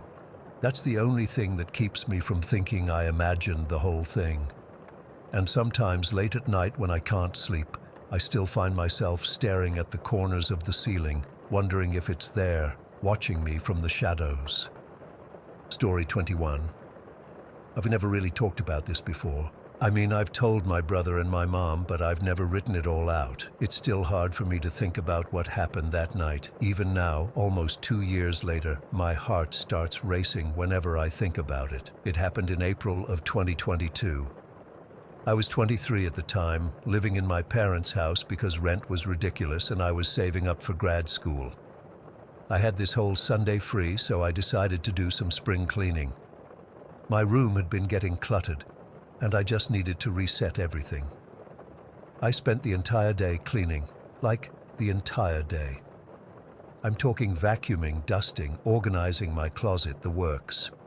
I even pulled everything out from under my bed, all those storage boxes where I keep my winter clothes, old photo albums, and random stuff I don't use regularly but can't bring myself to throw away. By the time evening rolled around, I was exhausted. My back was killing me from bending over and moving furniture all day. I had managed to reorganize most of my room, but the stuff from under my bed was still sitting in a pile in the corner. I was too tired to deal with it, so I figured I'd just finish up tomorrow. My mom wasn't home. She was visiting my aunt for the weekend. My brother Kyle was there, but he was in the basement playing video games with his headphones on, which basically meant he was in another dimension. The house was really quiet. I remember taking a hot shower to relax my muscles before bed. I put on my favorite oversized t-shirt and shorts to sleep in and crawled into bed around 11:30. I was so tired I could barely keep my eyes open. But as soon as I turned off the light, I got this weird feeling. It's hard to explain. I've always been kind of sensitive to vibes or whatever you want to call it. Sometimes I'll walk into a room and just feel like something is off. My mom is the same way, so I guess I inherited it from her. Usually, I just ignore these feelings because nothing ever actually happens. But this was different. As I was lying there in the dark, I had this intense sensation that someone was in the room with me. My bedroom isn't very big, just enough space for my bed, a dresser, and a desk. From my bed, I could see the whole room. The door was closed and there was obviously no one there. I told myself I was just being stupid. My imagination was playing tricks on me because I was overtired. I rolled over to face the wall and pulled my blanket up to my chin, trying to focus on how comfortable my freshly washed sheets felt instead of the creepy feeling I couldn't shake. I must have been lying there for about 20 minutes trying to fall asleep when I felt it. The mattress dipped slightly behind me like someone was slowly lying down next to me. I froze. I literally could not move. Every muscle in my body tensed up and I stopped breathing. Then I felt a hand, an actual hand brushing against my leg. It was light, just the slightest touch, but it was unmistakable. I've never felt such pure terror in my life. In that moment, I was convinced I was about to die. Somehow I managed to snap out of my paralysis. I jumped up so fast I practically flew off the bed and slammed my hand against the light switch. The room was empty, completely empty. Just me and my furniture and that pile of stuff in the corner. My heart was beating so hard I could hear it in my ears. I stood there by the light switch, trying to make sense of what had just happened. Had I imagined it? Was I that exhausted that my brain was making me feel things that weren't real? But it had felt so real. The mattress dipping, the touch on my leg. I checked behind my door, looked in my closet, even got on my hands and knees to look under my bed, though there wasn't much space with all my stuff piled in the corner instead of stored underneath. Nothing. No one was there. I sat on the edge of my bed trying to calm myself down. My feet were on the floor, and I was taking deep breaths like my therapist had taught me for anxiety. In for 4, hold for 4, out for 4, I whispered to myself. I felt silly for freaking out so much. It was probably just my body jerking as I was falling asleep. You know that feeling when you're drifting off and suddenly feel like you're falling? Just as I was starting to feel a little better, it happened. Something grabbed my ankle. Hard, strong fingers wrapped around my leg and yanked. I screamed so loud my throat hurt instantly. Whatever had my leg was trying to pull me under the bed. I kicked and flailed, somehow managing to pull my leg free and scramble backward onto my bed. I curled up in the corner where my bed meets the wall, as far from the edge as possible. I was sobbing and shaking uncontrollably. I grabbed my phone from the nightstand and called my brother, but he didn't answer. Probably couldn't hear it with his gaming headphones on, so I started texting him frantically. "Kyle, come to my room right now. Please, Kyle, something is in my room. I'm serious, please come up here." I texted my mom too, even though I knew she couldn't help me from my aunt's house. "Mom, something's in my room, it grabbed my leg. Please tell Kyle to come help me." I was absolutely terrified to move from that corner. I kept staring at the space under my bed, expecting to see a hand reach out or something crawl out. The light was still on, but it didn't make me feel any safer. After what felt like forever but was probably only a few minutes, I heard footsteps pounding up the stairs. Kyle burst into my room looking alarmed. "What's wrong? What happened?" he asked, out of breath from running up the stairs. I couldn't even form complete sentences. I was still crying and pointing at the floor. Under the bed, something grabbed me. It pulled my leg. Kyle looked at me like I was crazy, but he must have seen how genuinely terrified I was because he didn't argue. He got down on his knees and looked under the bed. Of course, there was nothing there. "There's nothing under here, Soph," he said, standing back up. "Check the closet," I begged him. "Check behind the door, please." He checked everywhere in my room, opening the closet, looking behind the door, even checking my window to make sure it was locked. "There's no one here," he said. "You probably just had a nightmare." But I hadn't been asleep. I knew what I felt. Something had grabbed me and tried to pull me under the bed. "I'm not sleeping in here tonight," I told him. "I can't." Kyle didn't argue. He helped me grab a blanket and pillow, and I slept on the couch in the living room with all the lights on. He even stayed up with me for a while, watching TV until I calmed down enough to try to sleep. My mom called as soon as she got my texts. I could hear the worry in her voice. She said she'd come home early the next morning. I felt like a little kid, needing my mom to come rescue me, but I didn't care. The next day, in the daylight, My mom and Kyle helped me thoroughly search my room. We moved the bed, checked inside the mattress, looked behind every piece of furniture, nothing unusual, no sign that anything had been there. My mom suggested it might have been sleep paralysis, but I wasn't asleep when it happened. Kyle thought maybe a mouse or something had run across my foot, and in my half-asleep state, my brain had exaggerated it, but I know what I felt. Those were fingers, a hand strong enough to pull me. I slept in my mom's room for the next 3 nights until she finally convinced me to try sleeping in my own bed again. But before I did, I made some changes. I reorganized everything. I put all those storage boxes back under my bed, but this time I packed them in tight. Every inch of space under there is now filled with containers, winter clothes, shoes, books, everything. There is absolutely no room for anything else to fit under there, not even a mouse, definitely not a person, or whatever it was. It's been almost 2 years, and I still keep everything packed tightly under my bed. I never leave that space empty. When I move out someday, I'm getting one of those platform beds with no space underneath at all. Sometimes I try to rationalize what happened. Maybe it was some kind of waking dream or hallucination from exhaustion. Maybe my anxiety was through the roof that day and my mind played a trick on me, but in my heart I know what I felt. Something was there, something touched me, something tried to pull me under. I still sleep with a nightlight. I still sometimes get that feeling that I'm not alone in a room when I know I am, but nothing like that has ever happened again, and I intend to keep it that way. The space under your bed, it's not just empty space, at least mine wasn't. Keep it filled. Don't give anything room to hide there. I don't know what would have happened if I hadn't managed to pull away that night, and I never want to find out. Story 22. I've never actually shared this experience before, but it's been on my mind a lot lately. I guess I'm hoping someone here might have gone through something similar, or can at least tell me I'm not completely crazy. This happened when I was around 3 years old. Obviously, I don't remember everything from that age, but this particular experience has stayed with me in fragments.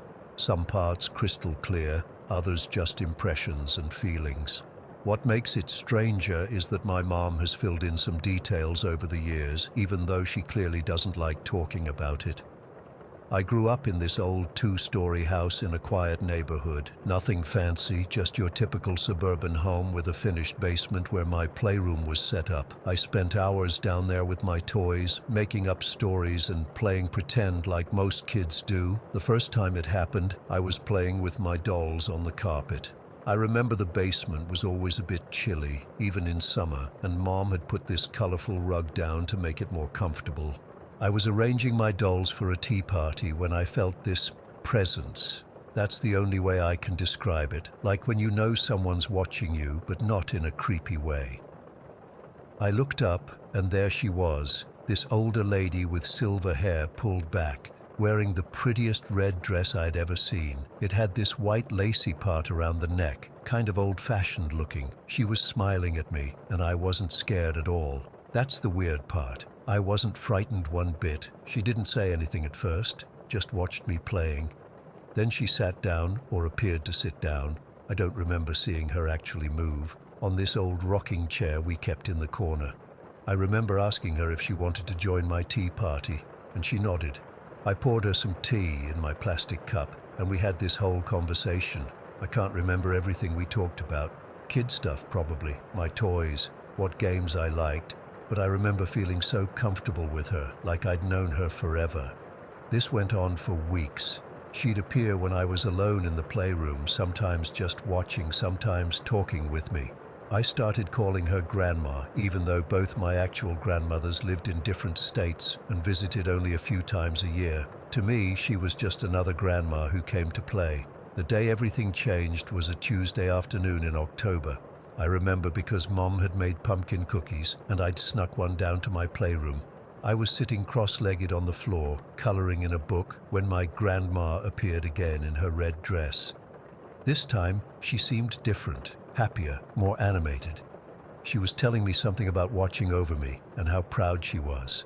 I was giggling and talking back, completely engrossed in our conversation. What I didn't know was that Mom had turned on the baby monitor.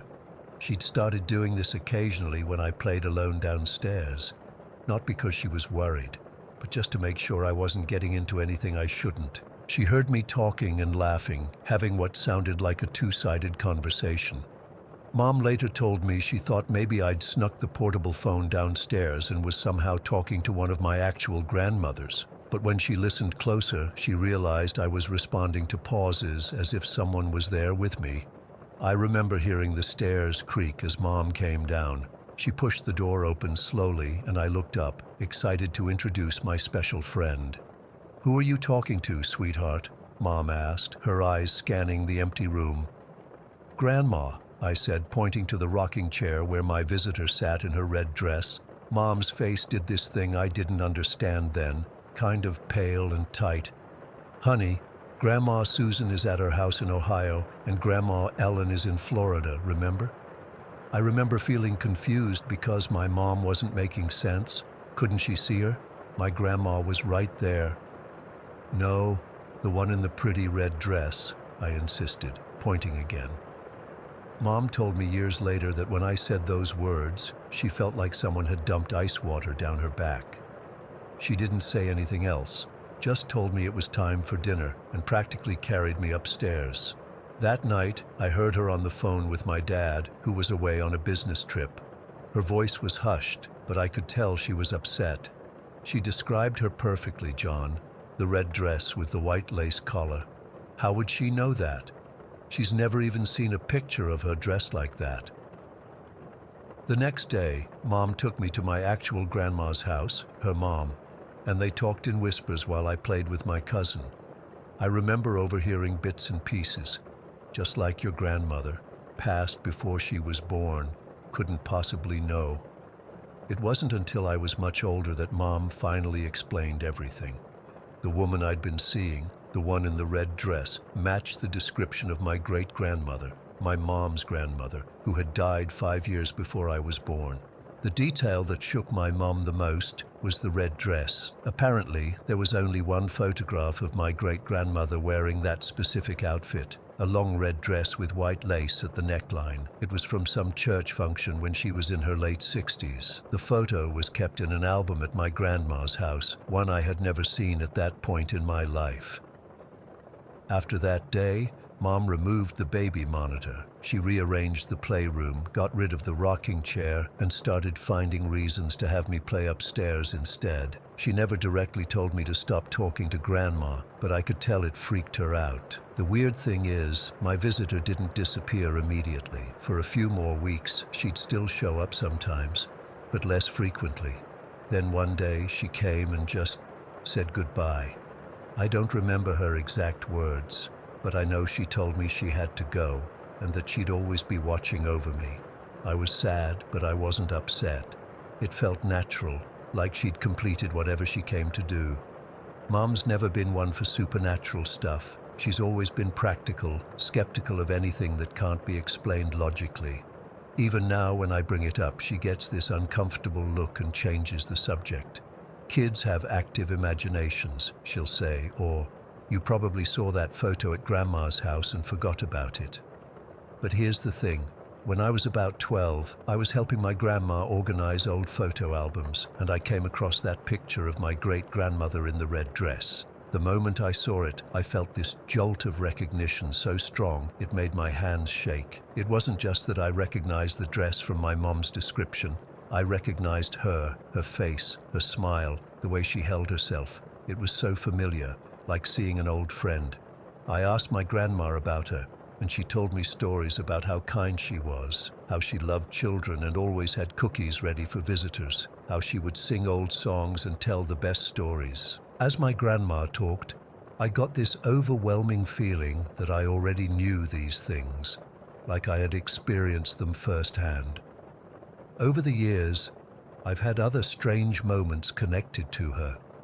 When I was 16, I found myself humming a tune I didn't recognize. My grandma overheard me and stopped in her tracks. "Where did you learn that song?" she asked. I had no idea. It had just popped into my head. Turns out it was an old Polish lullaby my great-grandmother used to sing to my mom when she was little.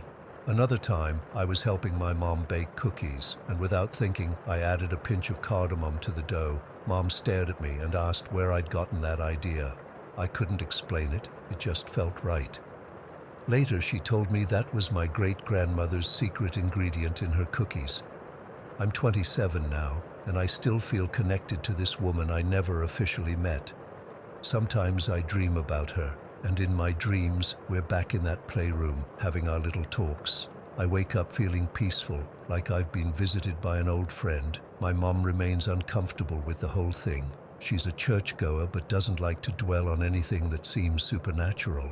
When I've pressed her about it as an adult, she just says, "Some things don't need explaining," and leaves it at that. I've tried researching similar experiences online and found that lots of small children report seeing or talking to deceased relatives they never met. Some psychologists say it's just imagination or picking up on family conversations. Others suggest children are more open to these experiences because they haven't yet been conditioned to dismiss them. I don't know what the truth is. All I know is what I experienced felt completely real to me. I wasn't afraid.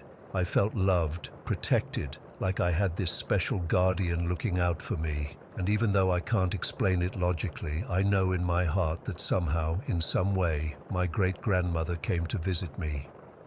The strangest part. Last month I found out I'm pregnant with a little girl. The night after I got the news, I dreamed of my great-grandmother again. She was sitting in that same rocking chair, smiling at me, wearing her red dress. She didn't say anything, just rocked gently, looking peaceful and happy. I woke up with tears on my face and the strongest feeling that she's still watching over me, and now, over my daughter too. I haven't told my mom about the dream. Some things are just too personal, too special to share with someone who might try to explain them away. So that's my story. I don't have any dramatic conclusion or explanation. I've just carried this experience with me all these years, and sometimes I still feel her presence, especially when I look at that old photograph and see those kind eyes looking back at me. Eyes that somehow, against all logic, I knew long before I ever saw her picture.